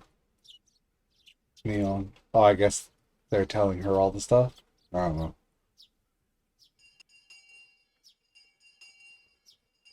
Is she going to school today? Furude-san and Hojo-san are absent today because they both have colds. The weather is changing, so it's easy to get sick. Make sure you cover yourselves when you go to sleep. Okay? Okay! How? They live together, so I guess they caught it together. Rika-chan is supposed to perform as the Shrine Maiden on the day of Watanagashi. I hope she'll be okay, I hope. We're planning to have lots of fun at the festival. I hope they recover by tomorrow somehow. Hey, do you want to go see them on our way home? Maybe we can bring something healthy for them to eat too, like a ohagi, with needles. We don't need to. By the way, can you two stop by this old man's house today? Mion usually enjoys ideas like bringing people food when they're sick. For whatever reason, she was a little curt today. Actually, she's been acting a little different since this morning. Even when I talked to her, her thoughts seemed somewhere else. Now she's asking Rena and me to stop by at her house. Your house, Michan? What for? Well, I need to talk to you about something important. I can't tell you right now, though. Mion seemed calmer than usual, which told me that it was about something very serious. There are always lots of patients running into the clinic just before lunchtime. Because of that, lunchtime at the clinic is always later than normal people's. It's just a short break, though. Our afternoon shift begins right away. The staff were enjoying their break, eating their delivery lunches. They can eat basically anywhere that they want, as long as the patients can't see them, and it's not a place we need to keep sterile. Because it's hot and humid, the meeting room with its air conditioner ends up being a popular place. The staff all eat their takeout lunches there. As I'm the director of this clinic, they might feel uncomfortable eating with me around.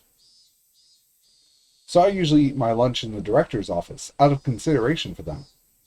Today I ordered lunch from a soda shop. I got an extra large. An extra large serving of morisoba, that is. For whatever reason, they just called the dish an extra large. That makes ordering it complicated, since if I order an extra large and a kitsune udon, they'll just deliver an extra large kitsune udon instead. But is this really a large? It looks more like regular size to me. As I recall, the owner of the restaurant has hurt her hip, so she must be having a hard time keeping things running. I was still thinking about that when Takuma-san came in. She was carrying a real large size order in her hands. Apparently, she ordered a regular morisoba, and I grabbed the wrong one by mistake. Ah, what a hassle. It's easy to confuse them, isn't it? They should use some kind of mark, you know? I agree. For example, they can put a flag like the one on a kid's meal that says large size. Takuma-san must have liked that idea. She laughed for a while. Would you like to join me? I invited her to sit on the sofa. Are you sure? Thank you. But could you turn the air conditioning down just a little? Sure, sorry about that. There we go. Come to think of it, I haven't really talked too much with her. We were rather distant from each other, partly over the guilt of the organization becoming the Erie Institute. So with that in our respective positions, we had a taciturn agreement not to pry too deeply into each other. Since our attitudes towards our research are different, we've never mingled before, so chatting over lunch is a good way to get closer to her. I wonder what she likes to talk about while eating. I guess I should start a peaceful conversation. I don't want her to go off about something like tapeworms. We're having lunch after all. And while I tried to come up with the topic, she started talking instead. Flag on a kid's meal.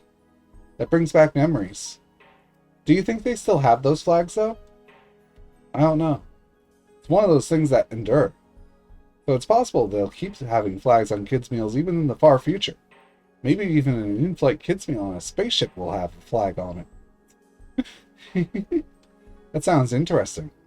I wonder if kids will collect those flags even in the future. Flags? Did you collect them? Oh, didn't you do that when you were a kid? Collect the flags from kids' meals? No way. When I was young, only rich kids could have meals like that. My family couldn't afford it. That's not true.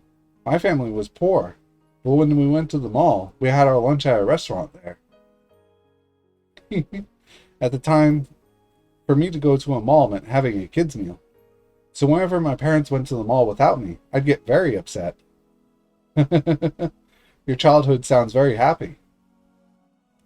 But when they went to the mall without me one day, they got in an accident and died. Until I got a call about it, I was really upset with my parents for going to the mall without me. I was sure they were having a meal there by themselves. As it happened, I only needed one more flag to make my collection complete. Collecting 20 of them was my goal. I was so upset that I couldn't complete my collection. That's awful, huh? It must have been horrible to lose her parents at the age when she was still interested in collecting flags from kids' meals. It's obviously still a painful memory for her. I see. I didn't know. By the way, is that why you became a doctor? Huh? Why? Oh, well, I aim to become a doctor because of reasons involving my family, so I thought the same was true for you too.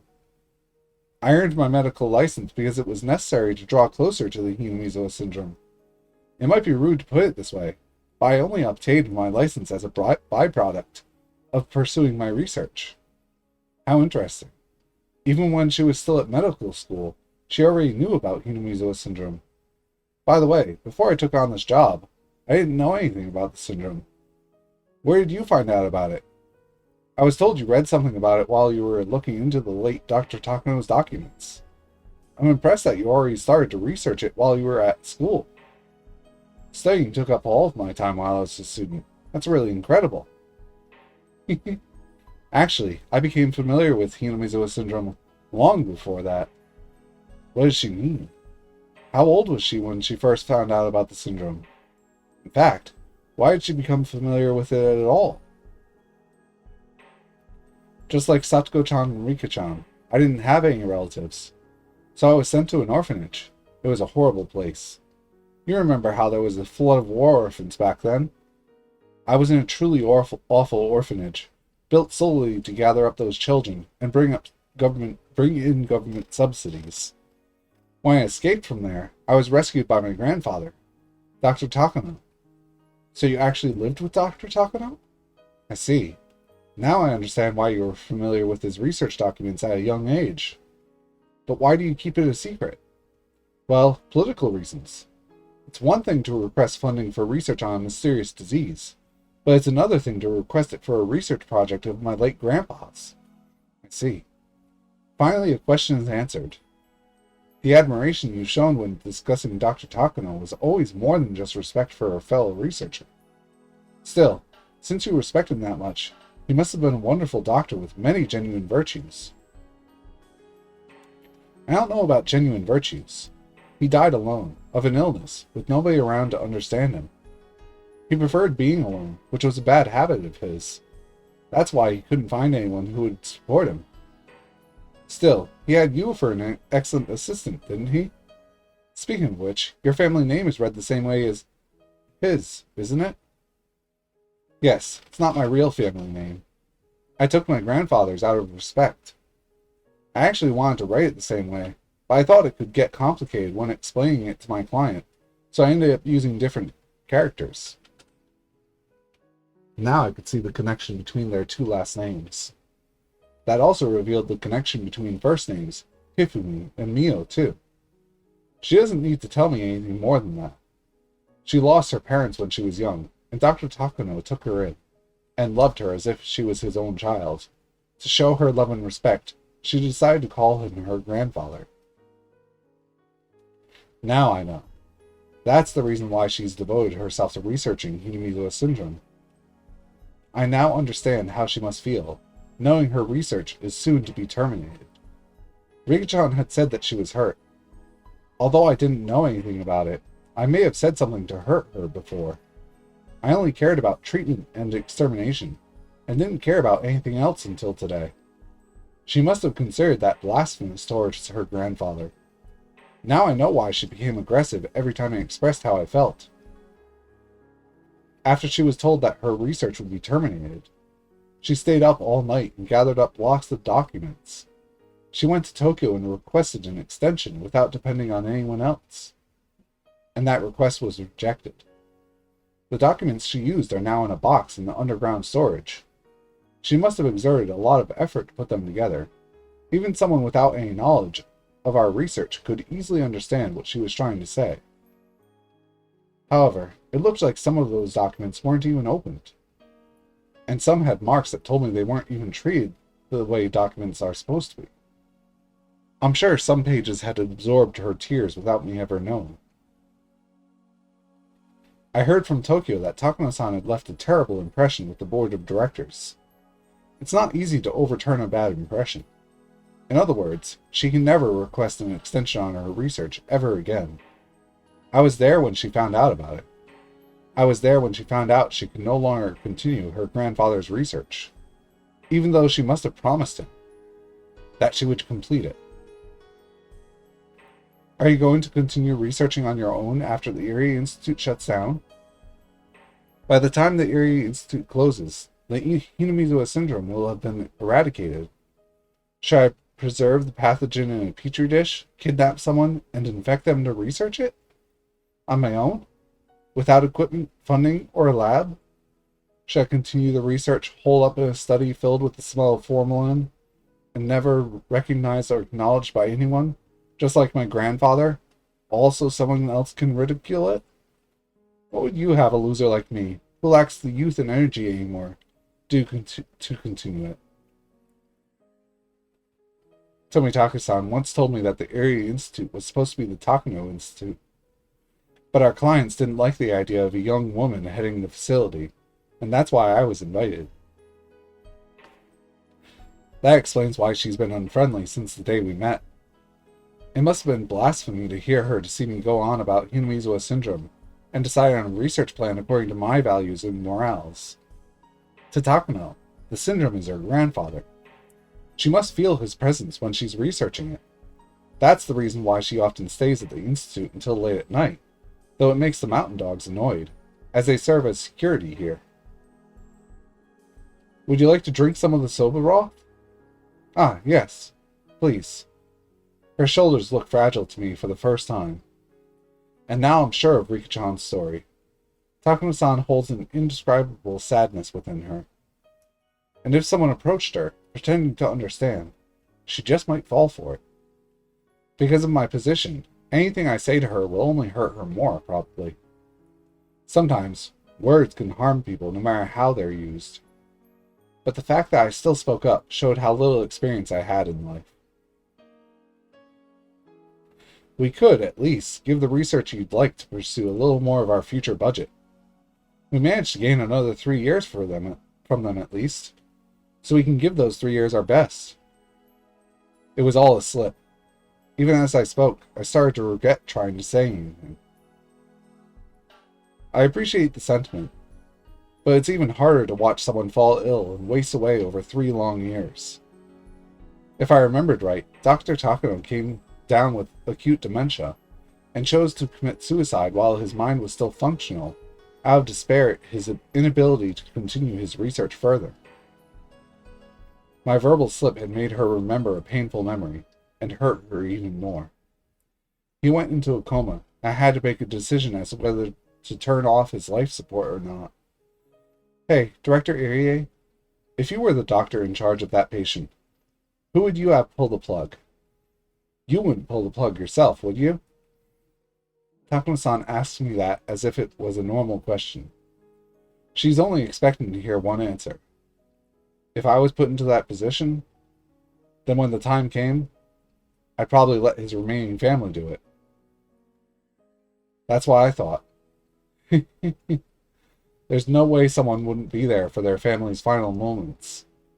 So I'll be here for the final moments of the Hinamizawa syndrome. No matter what.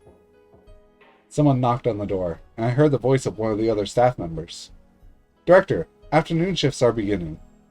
Please get ready. Oh, okay. I'll be right there. I'll clean up.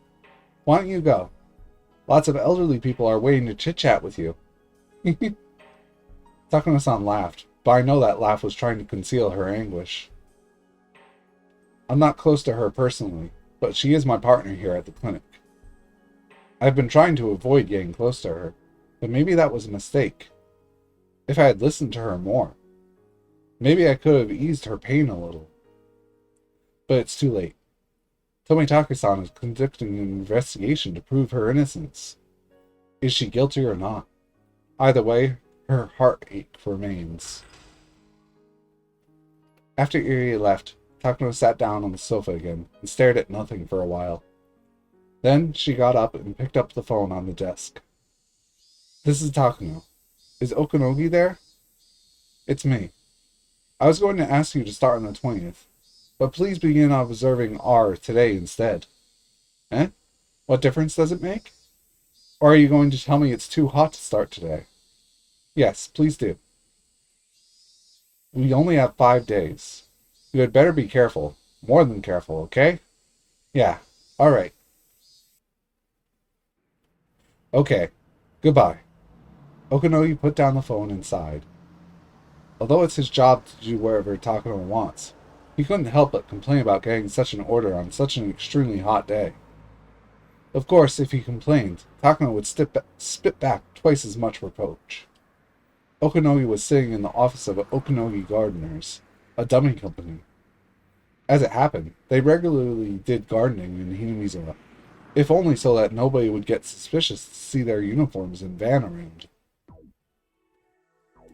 Good grief, I give up.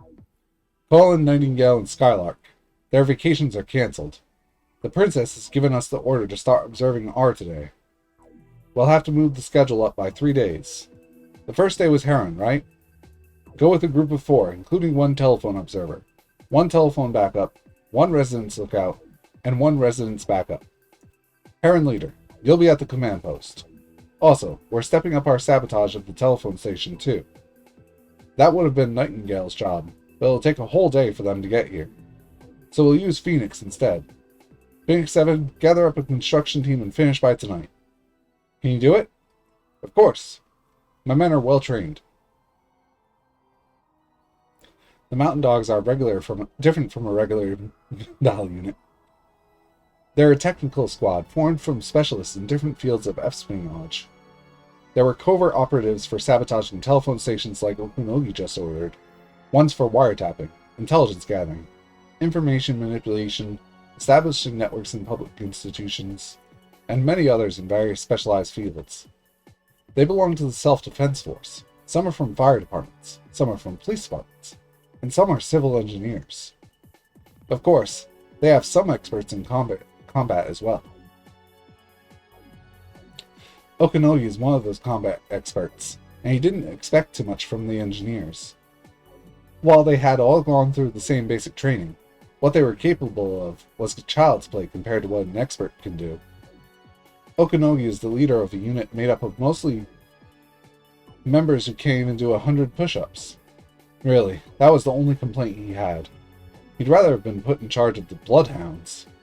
But somehow he became the leader of this strange unit, maybe because of his cautious yet courageous personality.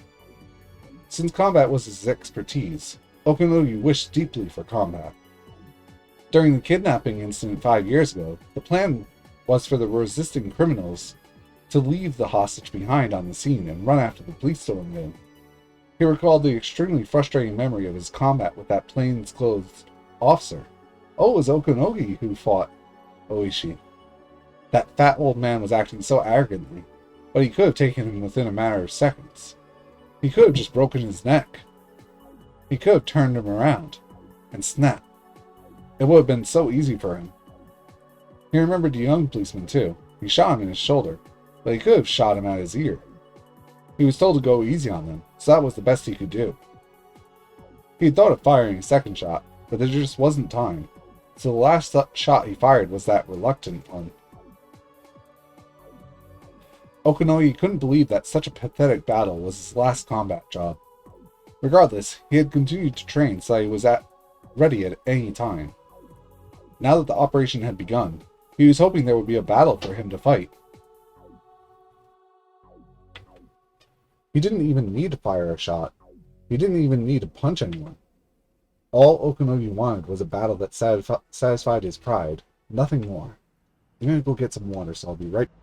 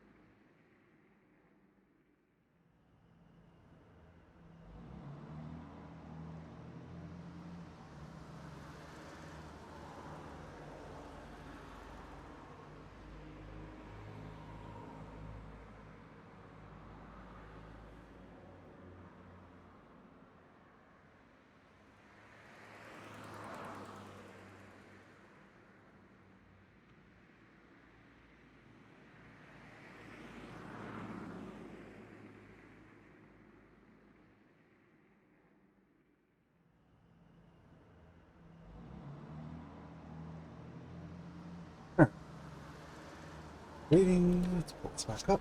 Alright. Yes, one moment, please. Commander, there's a phone call for you. I don't know if it's for the commander or the president, though. He's also the president of Okinogi Gardeners. Because of that, the members of the Mountain Dogs often call him that. Just a minute, I'll get my accent back. And the what? Really? How about that, huh? And who is it anyway? It's a woman. She says her name is Nomura. Oh, it's her. She's asking for President Okinogi. That's for the commander. I'll take it in my office.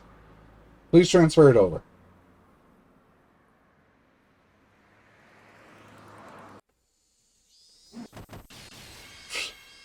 Rattle crash. I heard noise, which sounded like many buckets crashing down. Probably a noise from one of Satsuko-chan's traps. According to her trap map, anyone going near the wiretapping shack will set off a trap that makes a loud noise. That must have been it just now. I scouted around the shack last night before the girls left. The shack is very secluded, and is located in a blind spot where nobody is likely to go. So this noise means something important. It means they've started their authorization of Rika-chan. I can't let them notice the girls aren't home. They'll definitely call and come by to confirm they're here. So I have to make sure they think the girls are sick in bed, and that they don't hear the phone or the doorbell. The curtains are closed, so they can't see what's inside of the house. But to be certain, their beds are stuffed to make it look like they're sleeping. However, I have to be even more careful from now on. I can't let them notice that I'm staying here. For that matter, I have to make sure I can act when something happens. The phone rang suddenly, just as I expected. They're calling to see if anyone's home. They're already aware that they didn't go to school, so they're probably assuming that they're home, sick in bed. I'm sure they want proof of that. The phone rang for a long time, which convinced me that it was indeed a call from the Mountain Dogs. If there was no answer on the phone, then the next step would be to come by the house. They'll pretend to be a mailman or a neighbor and knock on the door. But I don't even need to answer it. If the girls are too sick to answer the phone, then they won't notice a knock on the door either. The increased hassle means a higher risk of discovery, but on the other hand, it also proves our enemy is closing in on us. It was actually better for me, since I could measure the severity of the situation. Besides, Eri is our ally, and he already knows Rika-chan is somewhere else. He's supposed to tell them that he came by because he heard Rika-chan and Satsuko-chan miss school, and that the two of them were in bed and should be left alone for a while. He's supposed to say that. They won't doubt Eri. They'll believe him. You could call this an advanced level of mutual deceit. They believe that they're deceiving Eri, but in reality, Eri is deceiving them. However, they're professionals, and we're a bunch of amateurs. Well, not me at least. Actually, maybe I'm not an exception. I don't know what they've got until I come face to face with them. Our conditions aren't even. We're leading by a tiny bit because we made the first move. Once that's gone, we don't stand a chance. Curious how many achievements are left still. We have 48 hours, even more preparations. Preparations complete. Final battle. That's it. So we have 3 chapters, with the last one probably being super long. Alright. Why is it not going? I promised Rika-chan that I trust her unconditionally. So even without proof, I'm ready to fight. But I can't beat this conspiracy by myself. And to gain help from the others, Tomitake has to find proof. Tomitake is in charge of our first attack. That means he's in the most danger, too. It's understandable that Rika-chan kept warning him to be very careful. He should have started his investigation as early as last night, if that's the reason why they've begun observing Rika-chan. I can only pray for his safety and the success of the investigation. I heard a voice. Eri had arrived. Satsuko-chan, Rika-chan, I'm here to give you an examination. I heard footsteps coming up the stairs, and a quiet knock. I'm alone, don't worry. We have to keep it down. This house is already under observation. I let Eri in and closed the door quickly. How are you? It must be getting hot in here, since you can't open the windows, huh? I brought something for you. He handed me a plastic bag. It contained ice cream, cans of juice, some snacks, and even beer. Well, this obviously isn't for Rika-chan. I feel he's being a little careless, but I am grateful. So, how is everything? I heard a noise from the wiretapping shack earlier, and the phone rang for a long time shortly afterwards. I'm sure they found out that the girls missed school today, and called to check. Has anybody asked you to come check on Rika-chan? Yes. Takano-san told me to go check, since they missed school and haven't come by the clinic. I knew it. Do you think she's suspicious about their absence? No. I think it has something to do with Tomitake-san starting his investigation. Even if it doesn't, this may give him a chance to find out something. Either way, it's already begun, hasn't it? Yes, more than likely. I don't know if our enemies are Takano and the Mountain Dogs, or somebody else. Either way, that somebody has started to take action. I can't help but think of the series of mysterious deaths. The first 2 years were just coincidences. But starting with the third, I think Takano-san became intrigued and started expecting something to happen on the night of Watanagashi. Yeah, the third, which she instigated. Then the fourth, they took such. It's my assumption. Wait, did they admit it or no? I forget. Watanagashi is the day after tomorrow. Oh yeah, right. Eri was with him. It'd be the perfect opportunity for them to do something. She's aiming for Rika-chan in the 5th year running. This Takano is a frightening woman. What Rika-chan said about Takano-san, I think it's all true. I just found out just today, but she was adopted by Dr. Takano, the one who discovered Hinamizawa syndrome. The same pronunciation, huh? I see. To her, continuing to research the syndrome was like a promise she made to her beloved grandfather. But as the project will be terminated, it's almost like they're spitting on his grave. That's exactly what Rika-chan said, isn't it? Yes. Also, Takano-san said something else. She compared a dying patient in a coma to the project that's going to end in 3 years. She says that family members have the right to turn off the switch of the life support machine. If the project is being terminated anyway, Mio Takano, who considers herself a family member of the late Dr. Takano, should be the one to terminate it. Yes, I think that's what she meant. We're gathering the circumstantial evidence we need. Takano is, in fact, our enemy.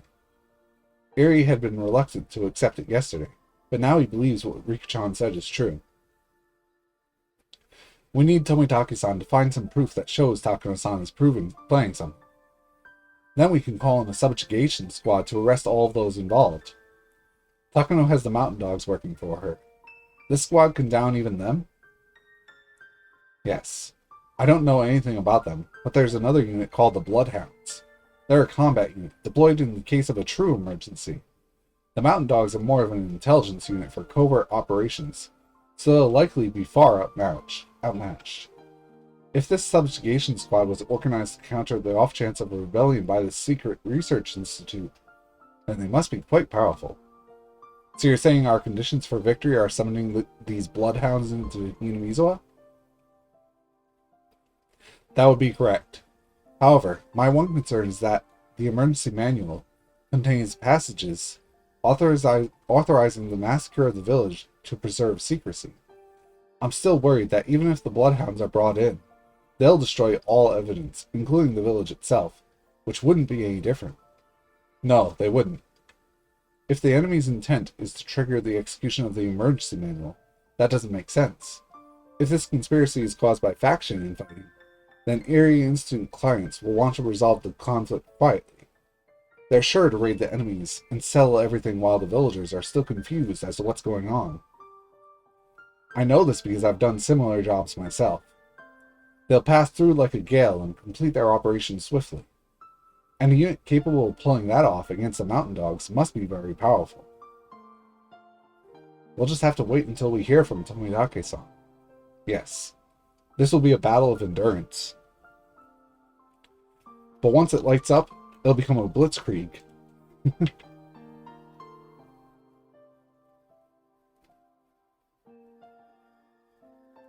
This will be a hard battle with rapid shifts in pace. It's reassuring to us that you're in the enemy's midst, but at the same time, you're in a very vulnerable position. Please don't let your guard down. The moment we decided to be Rikichan's allies, we became their enemies. I understand. The phone at this house is, of course, being wiretapped, so Eri has to come over to communicate with me. But that won't work in an emergency. A telephone is still better than that case. For those instances, I put together a memo for Eri. There's a method for communicating over a phone that's been bugged. It's something I came up with out of necessity once. What's this? A method for calling me in case of an emergency. Please make sure the enemy doesn't get a hold of it. If you're in danger, swallow it. The phone's being tapped, so how can we make a call? If you pick up the phone, even if you don't say anything, they might get suspicious. We can communicate even without me picking up the phone. There's a little trick to it, but we can at least send across what's important. And you are the only one who can do it, since you'll be the first person who notices the enemy's movements. But, alright. Then how do I do it? It's in the memo. Let me explain briefly. We'll use the ringtone. When you make a call, normally you won't let the phone ring over a minute. We'll use that to communicate. If the phone rings for a minute, that means it's dangerous. Leave.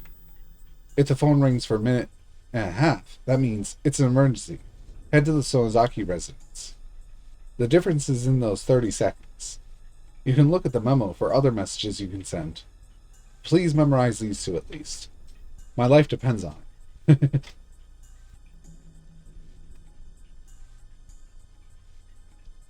The message that lets me know my life is in danger is the shorter call. If you ask me, a minute is already pretty long. Let it ring. But if it's too short, I'll get it confused with regular calls. Okay, that makes sense, yeah. That's why to signal me, he's supposed to hang up the phone within 3 seconds first. Then place the emergency call. Okay, so you don't need that. The reason why I use such a large difference of time is to make sure there's no misunderstanding. The tones the caller hears and the rings the sender sends out are a little different. I don't want that little difference to change the message, which is why they had to be 30 seconds apart. A short ring first, and 1 minute means run. A minute and a half means to head to where Rikichan is. Okay, I got it. It's a little troublesome, I know, but this is just for emergencies. Please remember it. Yes, I understand. When danger strikes, I'll handle communications. Also, one more signal I want you to remember. It's not a very good code, but please don't forget it just the same. For this one, you don't need to do one short ring. You just need to let the phone ring for over 3 minutes. It's probably best to just place the call and leave it. What does that mean? Contact in danger. Further contact impossible. So that's to tell you that I'm in danger then? Yes. In case of an emergency, call this house, leave the phone off the hook, and hide somewhere safe. Even so, it's very hard to anticipate when you yourself will be in danger. You'll lose your chance to call while you're thinking, I'm still fine, or I'm probably fine. If you sense something odd, that's an emergency. Knowing the seriousness of the conspiracy, they won't hesitate to kill us. Please be very careful. I understand. But if that happens, what are you going to do? It depends on the situation, but I'll probably leave this house. If you're in danger, then Rikichan is in danger too. I'll head to the Sonozaki residence and join Rikichan. But this is only in the worst case scenario. I'm not sure if it'll actually happen, so don't be nervous. Relax, okay? But also be very careful, right? That's right. Eri nodded deeply. It's almost time. Something is about to happen.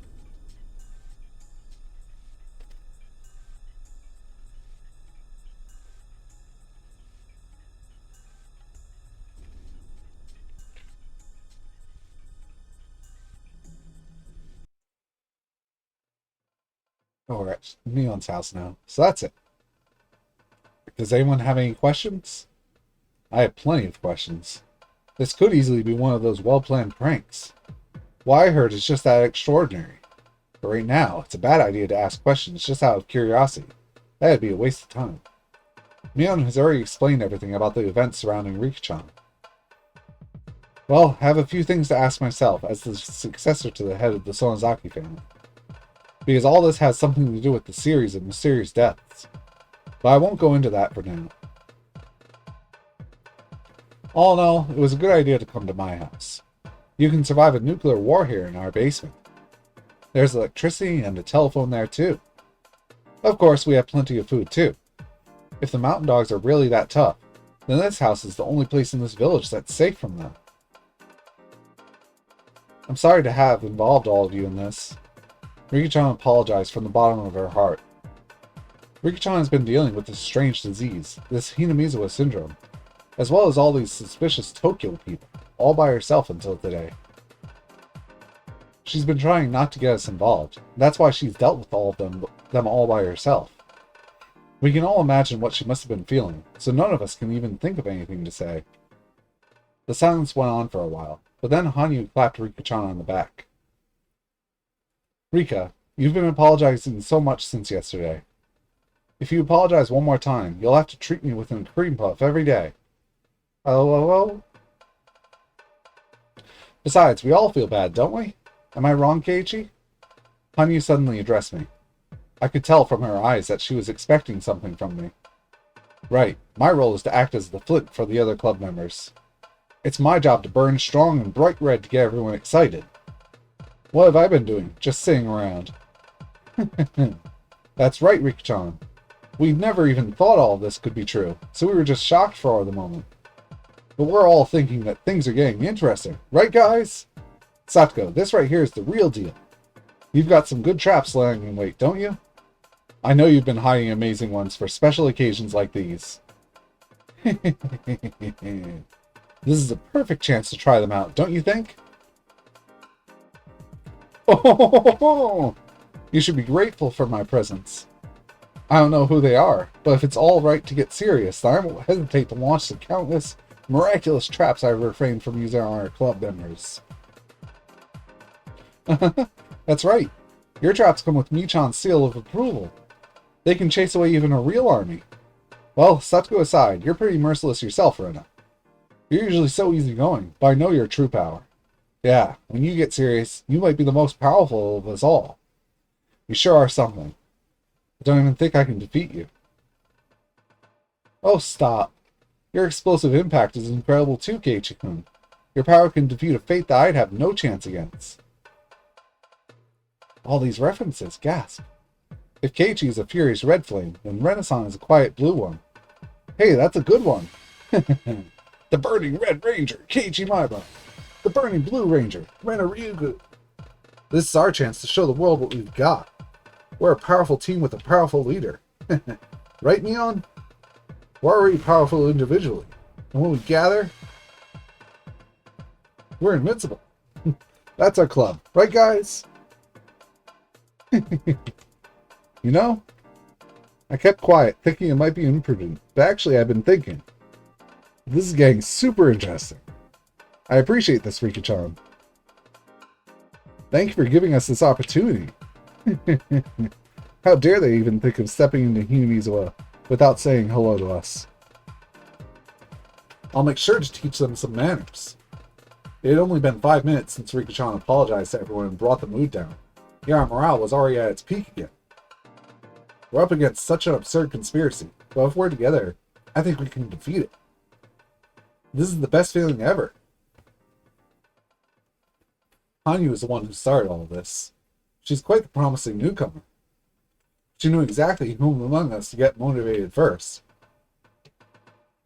No, moreover, while even our senior members were hesitant about taking on such a huge opponent somewhere in their hearts, she alone remained unflinching and raised our spirits.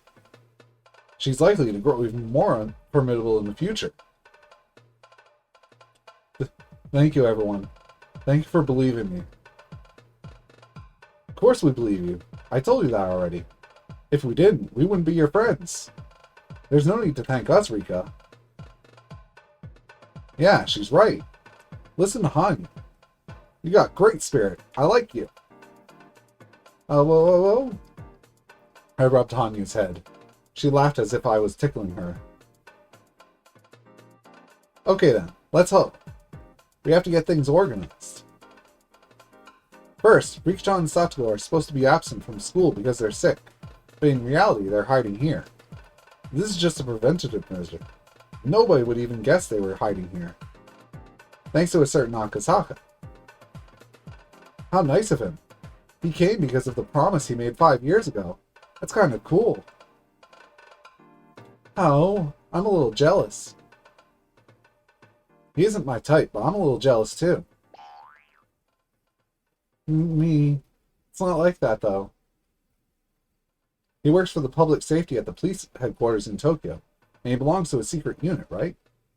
That sure sounds reliable. Being part of a secret unit makes it sound even better, too. Akasaka is very strong. He's definitely reliable. But Akasaka-san's role is more of a protective one in case of emergency. Tomitake-san has the more important job of finding out things about our enemy. He's our true attacker. Plus, he's the only one who can call on the Bloodhounds to take out our enemies. In other words, Tomitake-san is our key to victory. It's a bit unsettling to think that so much is riding in the hands of some dumb cameraman. Everyone teased her by saying they're going to tell Tomitake she called him that. It's not that I don't expect him to succeed, but I think we should come up with another tactic, just in case. But Hanyu, what else can we do other than count on Tomitake? No, Hanyu's right. Tomitake-san is a key factor from the enemy's point of view, too. If they find out he's investigating them, they might even have him killed. This is enemy territory for him too, after all. I think we should come up with something else, instead of just depending on Tomitake-san. Very true. It's hard to score with just one trap. I usually set many traps to deal with many different possibilities. That's basic trap tactics, you know? That's true. There's no need to limit ourselves to just one angle of attack. We should look into other methods besides what Tomitake-san is doing. But we don't know anything about Tokyo, do we?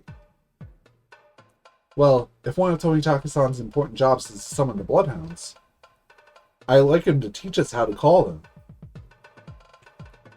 Then even if Tomitake-san is taken out by the enemy, we can still meet our victory conditions.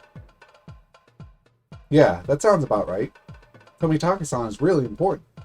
At the same time, he's our Achilles heel. Let's talk to him and make him tell us how to contact the Bloodhounds.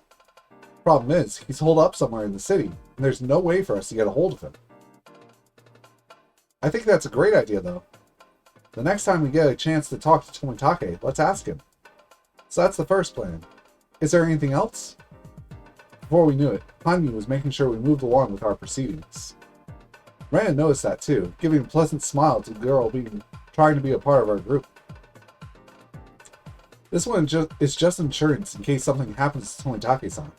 Let's think of a different angle of attack. What about something that would help his investigation? Oh, how intriguing. We'll launch some kind of trap, grab them by a tail, and thrust proof they can't talk their way out of in their faces. My, what a perfect trap situation. If I'm the one they want, why don't you use me as a decoy? It's dangerous, but Takano and the others need me, so they'll definitely fall for it. That really is dangerous, but that would prove Takano-san is after Rikichan. Have them see her and make them chase her. That could lead to something interesting. That's where Satoru's hills come in. Oh, whoa, whoa. Once they go up there, they'll be in big trouble. You said it. Boy, will that be a sight to see. This is going to be great. That should be the final method we use, though. Once we're barricaded in the hills, the situation will change quite a bit. This should be our last resort. She's right. The traps in the hills are great as a defense measure, but that's all they can do. They can't attack the enemy for us. The barricade on the hill is our last resort, huh? The very final resort. but when the enemy attacks its location, we have no other choice but to leave. By the way, we have an underground tunnel leading out that's connected to a well in the back. Wow, your house is amazing, Neon. Oh shit, this is getting really crazy. The enemy is a mystery organization. We have a secret operation, a secret base, and now a secret underground tunnel. Whoa! This is just the sort of thing that gets a guy excited. Hello? I'm not a guy, but I'm excited. Okay, now we have two ideas. We'll come up with more. Can anyone think of anything else? Hello? Let's see. We want at least one more. That last one is a rather defensive tactic, too. Isn't there something more aggressive that's perfect for our club? You know, some way to hit them real good. An awesome blow that'll set back their conspiracy. Can we pull off something like that? Yeah, I'm sure we can. We're not as powerless as you think, Rika-chan. And it's not like we don't have cards to play.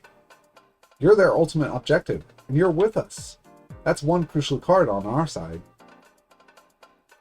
And not just in the sense of using it as bait. That's true. It's a huge disadvantage for them that we have the Queen Carrier. I mean, what's their goal?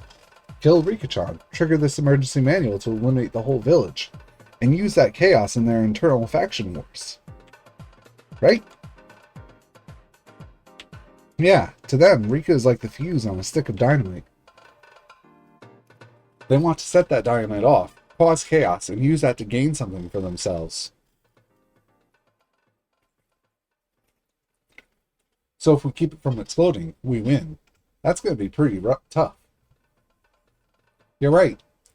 We have to continue defending her, but all they have to do is kill Rika-chan in any way.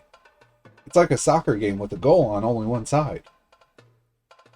To denounce this unfair game for what it is and call in the Bloodhounds is the point of the Tomitaki operation, right? Isn't there a goal for us, though?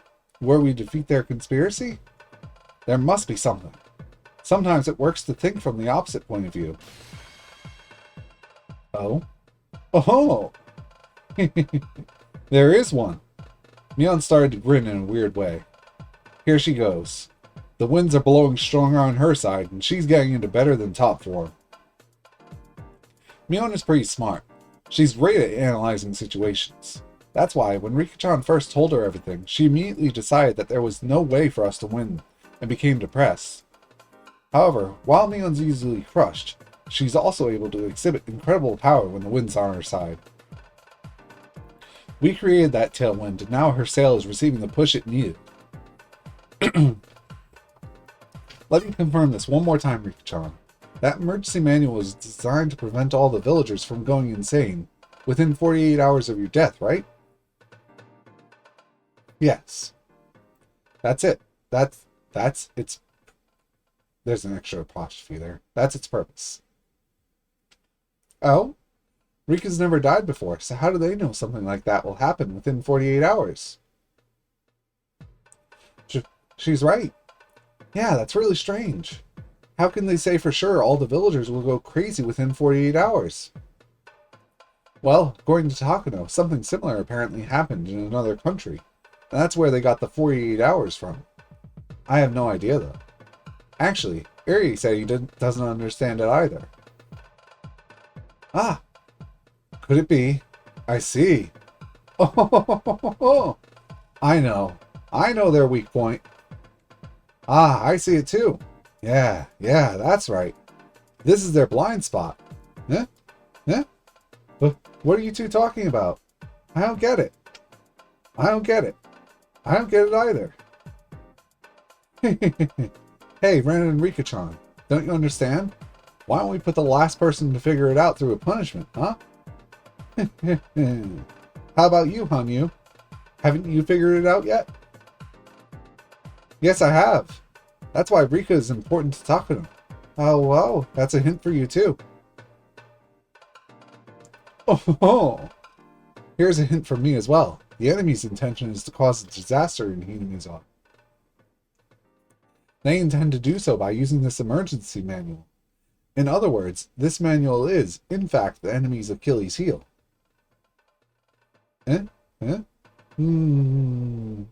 Me. I don't get it. Oh, whoa. Rika, if you apologize for everything you've done to me, I'll tell you.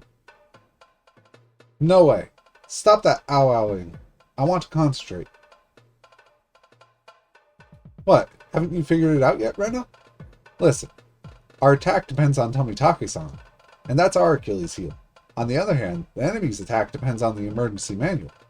So if we destroy the foundation of the emergency manual, do you see? We just have to make the emergency manual lose its function. Oh, well. What's the meaning of the emergency manual? It's supposed to hide the existence of the syndrome by making it look like a disaster. So that's why they have to wipe out the entire village within 48 hours. That's what the enemy intends to do, at least.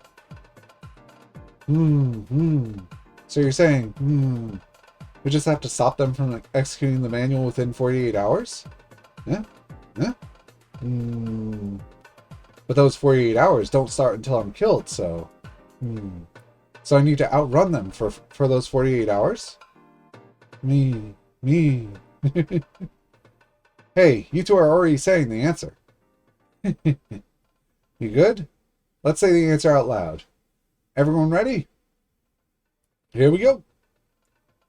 Rika-chan has to die 48 hours prior. We all said it in unison. Boy, we're good at this. We never mess it up. I know, I got it. I got it too. Ren and Rika-chan clapped their hands together. They finally figured it out. Why did it take so long for us to come up with this? Oh well, we finally got it. We should have come up with this on the first try. We've been speaking only in defensive terms, so I thought you might never think of this idea. Oh? Listen to you. I love you even more, Hanyu. In recognition of your achievements, I'll award you our club's Special Order Cross Medal Leader. Anyways, let's talk about the operation. Their goal is to execute the emergency manual. Hidden in that goal is actually a huge weak point.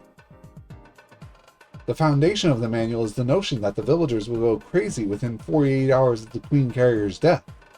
In other words, if nothing happens in the 48 hours after Rika-chan's death, then the foundations of this emergency manual collapses. That's it, to say the least. Nobody really wants to do such a terrifying thing. But if they don't execute the manual, the villagers might go mad and spread to the surrounding communities. They're hesitant to execute it, but they want to keep the damage to a minimum. But what if they find Rika-chan's body 48 hours after her death? The major premise that the villagers will lose their minds within 48 hours of the Queen Carrier's death will collapse. Fortunately, Rika is hiding here, so it's possible for us to lie about her death. The last time Rika-chan was seen was yesterday at school. It'll be 48 hours after that in the early morning of the day after tomorrow.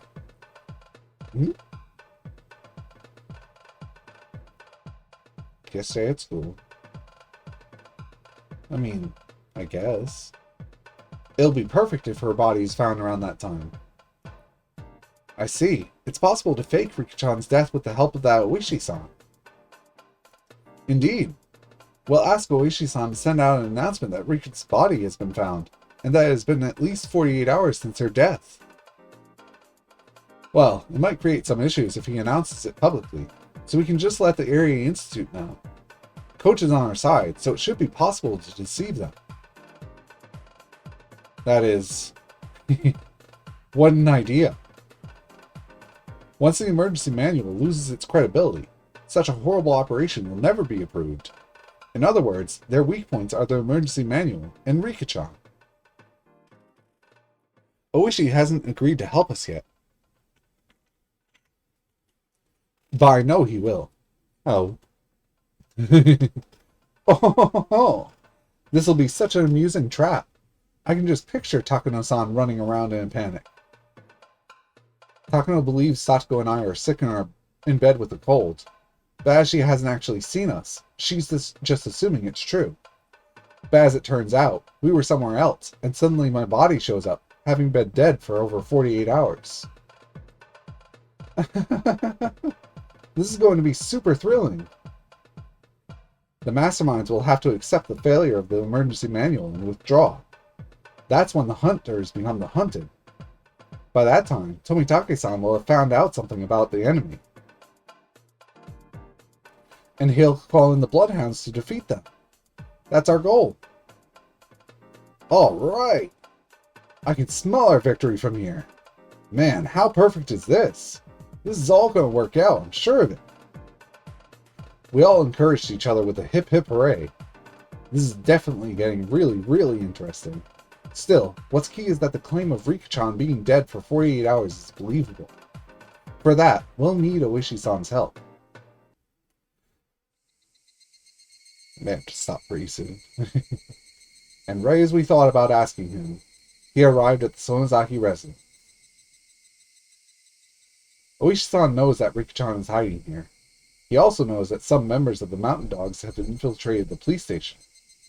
They've even wiretapped Rika-chan's home phone, so the safest way to contact her, he figured, is in person. I saw Dr. Irie earlier. He told me to tell you that Akasaka-san is doing just fine.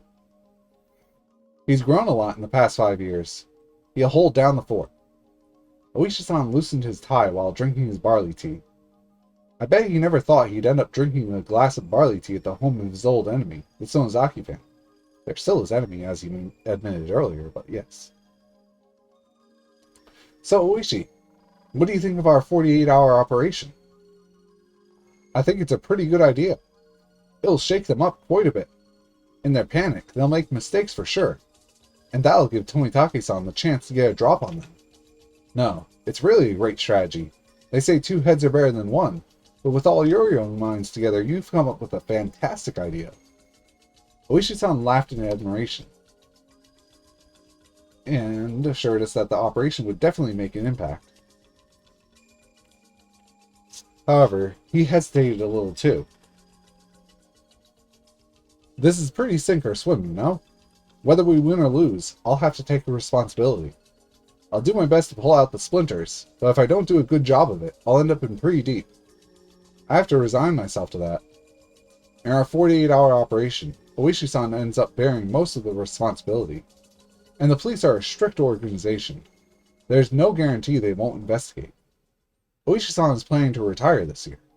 He needs his pension in order to pay off his mortgage.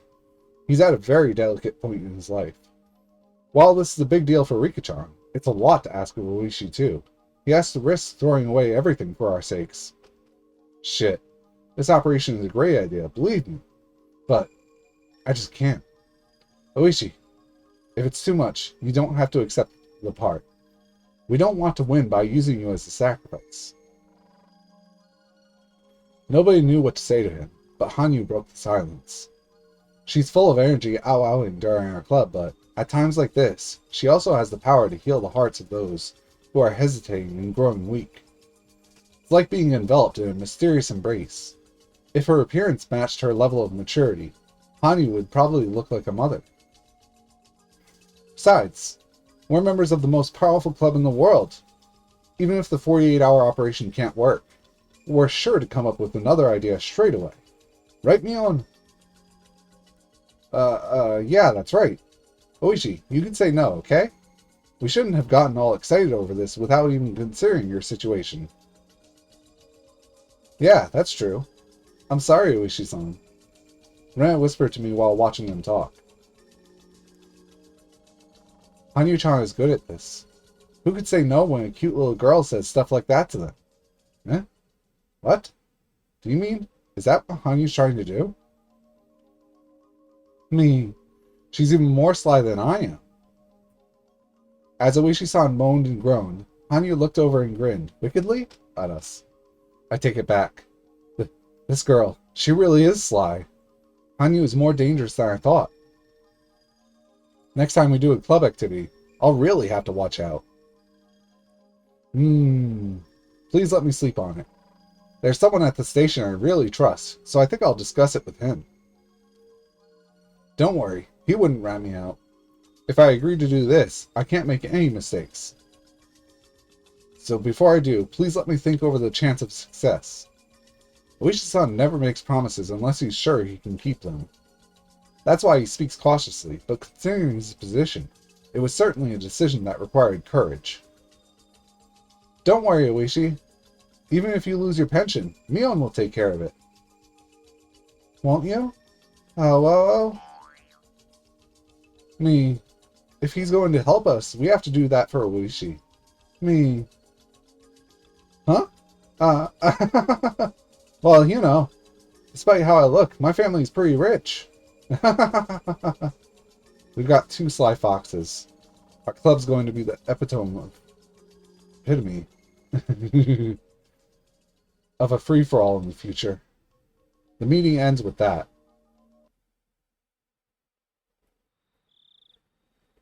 We'll find out if we can go ahead with the 48-hour operation or not by tomorrow, depending on Oishi-san's answer.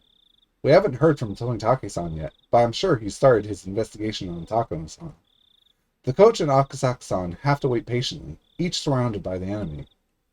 They're both in very dangerous positions, so I'll just have to pray for their safety. And then there's Takano-san.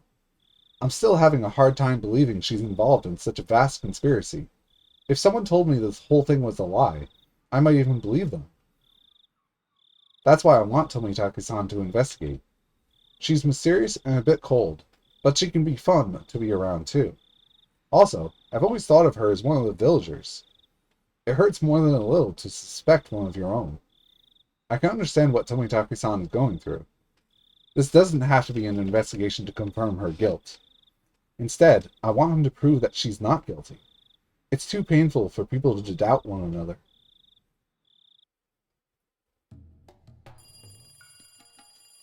Ring ding ding. Hello. Sorry for making you call me so often, First Lieutenant Tomitake. That's okay. Anyway, did you find out anything? A background investigation usually takes a few months. It can't be rushed within a day or two. But Tomitake sensed that something huge had started to make its move after what Rika and the others told him. And it was definitely getting closer. But once it was close enough to see, it would be too late. That was why he was checking on their progress so frequently. We're still investigating Major Takano as we speak. When she took a position in the Alphabet Project, her background was already investigated by a different department, so we've requested those documents to be handed over. The entire team is investigating what she's been doing since the time she joined the project. Please give us a little longer. I understand. However, the situation is urgent, so please work as quickly as you can. Yes, of course. By the way, we got an emergency order to investigate the Area Institute today, unrelated to your request. It's our top priority now. The Chief of Staff requested it. The Chief of Staff? And it isn't related to my request? Yes. Well, it's supposed to be a separate matter, but from what I can see, I think this is a powerful boost from the top towards your investigation. The Chief of Staff is helping out? What does this mean? The only thing I can assume is that the top members of the Japanese Ground Self-Defense Force have realized the danger of the conspiracy surrounding the Area Institute. Like Rick-chan said, if this conspiracy's intent is to execute the emergency manual, then the opposing camp will try to stop that from happening. My request for an investigation is the first step in putting a stop to their plans. So if the masterminds were influencing the Chief of Staff, he'd probably try to shut my investigation down. But he's supporting it instead, which probably means that the Chief of Staff isn't my enemy. In fact, he might belong to the opposing camp. No, it's hard to say if he belongs to them or not. He might just be under orders from the ones pulling the strings for the opposing camp. If that's true, then the enemy has already noticed something, and it's possible that they'll start exerting pressure soon enough. So how much can I find out before that happens? I don't know much about the top brass. Still, for the Chief of Staff to get involved, putting aside if Takano-san is guilty or not, I'm certain that something extremely big is starting to happen around the Area Institute. We're making progress on investigating the Institute. We haven't analyzed the data yet, but some of the financial records are suspicious. We don't know if it's just a simple paperwork mistake or if someone is actually trying to juggle funding, but I have an expert looking into it. What do you mean by suspicious? Well, as you know, there's an account for the funds supplied to the Area Institute, but the numbers don't match up. It's possible that there's inflows or outflows of money that haven't been reported. Besides that, there are questionable dates on some receipts. We're suspecting forgery. funds are usually supplied annually. For example, if a budget of 1 million yen is approved, 1 million is supplied in April, and the facility manages those funds so they can keep things running for 1 year. So depending on how they use money, it's possible to have some left over at the end of the year. If they only use 900,000 yen, they'll have 100,000 left. Then for the following year, they'll be told that as they only need 900,000, 900,000 should be enough. Furthermore, there should be 100,000 left over, so they should only need 800,000 the following year. Therefore, they only get 800 when April comes around, which is 200,000 less than the previous year. As some of you have already noticed, the more leftover money you have, the fewer funds you receive the next year. Therefore, it's smart to use up your entire budget. But some people try to get by until the end of the year. And if there is 100,000 yen left, they try to make it look like as though they've used up the money, even when it's in fact in a safe somewhere. They report that they've used exactly 1 million yen, and they get another 1 million for the following year. Yet, there's still another 100,000 yen sitting in a safe. This 100,000 yen is called a pooled fund, or a slush fund. If they keep running with only 900,000 yen per year, then 100,000 will be added to the slush fund in the safe annually. And only a handful of people will know about that money. This is how public funds get embezzled or turned into private money. As we previously mentioned, the Alphabet Project is using this exact trick. Wait a second, 100,000 yen. That means it's basically $1,000? I'm just... Yeah, that's about right. Oh, this is just numbers, it's not the actual thing. To avoid this kind of situation, there is an audit of accounts performed every year, and oversight to ensure no one's fattening their pockets or creating slush funds. By the way, it's been said that the reason why civil engineering projects tend to start up at the end of the year is so they won't have that 100,000 yen left. That's not relevant now. The point is that they work hard to get the funds they want. Well, that's an example of having some money left over, which is certainly not bad. However, it can also be possible that there isn't enough money. After all, they're only granted 1 year's worth of funds, so they can't delve into a savings account like we do in our lives. That excess money just doesn't exist. Therefore, an estimate report should never show more expenditure than revenue. If that happens, that means there's some extra money other than what was supplied. That's how slush funds are discovered. Tomitake was told that it was still under investigation, but the Erie Institute's suspicious financial records could be either case. The former would be fine.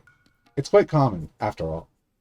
But if it was the latter, there could be something quite nasty lying beneath the surface. Because that means someone could be selling research or whatever. It was quite possible that funding was coming into the Erie Institute from somewhere other than the formal sponsors. To be more exact, there was a chance someone was interfering with the Erie Institute by supplying funds. Tomitake was having his men look into the possibility of Takano and the mountain dogs rebelling against Tokyo. While it was certainly possible for Takano to do so, because of her personal investment in their research project, it was hard to believe that the mountain dogs could betray their employers out of sympathy. For the dogs to take part in Takano's conspiracy, a huge amount of money would have to be involved. And the discrepancy that Tomitake's men had identified could be a sign of such. Ah, hello? Sorry, I just received a report. You know Koizumi-sensei, don't you? The head of the old Koizumi faction. He passed away recently, which led to the faction breaking up. Do you know anything about a personal relationship between him and Major Takano? Yes, I've heard about that. But did you know that Koizumi-sensei and the late Dr. Takano had a personal relationship? Huh? No, I see. Now I know why Koizumi-sensei doted over Major Takano. This is very interesting. As a matter of fact, after Koizumi-sensei's death, his private accounts were liquidated, and they found some withdrawals made by Koizumi-sensei himself, instead of the attorney who took care of his finances. It happened about half a year before the Erie Institute's establishment was approved by the Alphabet Project. Didn't Koizumi-sensei use the money to make necessary arrangements beforehand in order to establish the institute? No, his attorney took care of the money for that. So the withdrawal wasn't made for that purpose. It must have been a very personal expenditure, considering that he bypassed his trusted attorney. So could that involve the relationship between Koizumi-sensei and Takano-san? Does that mean Koizumi-sensei supplied funds to Major Takano personally? Yes, that's what we think, and we're trying to corroborate that as we speak. We think Koizumi-sensei gave money to Major Takano for purposes other than the necessary arrangements for establishing the institute. So you're saying it's possible that Major Takano has a huge amount of cash at her disposal to help instigate a revolt? To establish the institute, Major Takano adjusted things with various organizations, but she did all that through legitimate means. So if she didn't use any of her personal supply for that, she should still have the whole amount at her disposal. I'm sorry, but what is that amount? 1 billion yen. Or in other words, drop one zero, drop another. $10 million in current time, in a few years ago times. In the 80s, that was worth a lot. What? I'm very close to Takano-san, but I had no idea she was so rich. Actually, she's rather tight with her money. She never acted as if she had 1 billion yen just sitting around.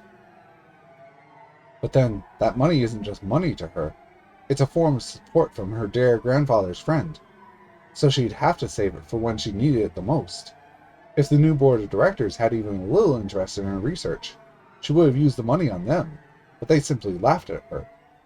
So Takano-san gave up on bribing them. Instead, she decided to use it now, because her research project was going to be terminated anyway. With 1 billion yen, it might be possible to bribe the mountain dogs. If she has sponsors, it'll be even easier. Her grandfather couldn't complete his life's work, but she's planning a magnificent conclusion for it. Shit. Those can't be her true intentions. Someone has to be deceiving her. Takano-san, I'm sorry. I'm sorry I didn't notice your sorrow, even though I've been right beside you. That makes a good point to end for today.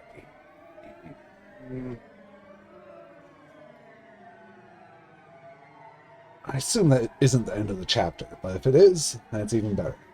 It is! Check the tips just in case. There's nothing. Take out is the achievement picture. So we'll stop here. My next stream is in 2 days at 7:30 p.m. More Ghostwire Tokyo, where hopefully the bitrate isn't completely murdered.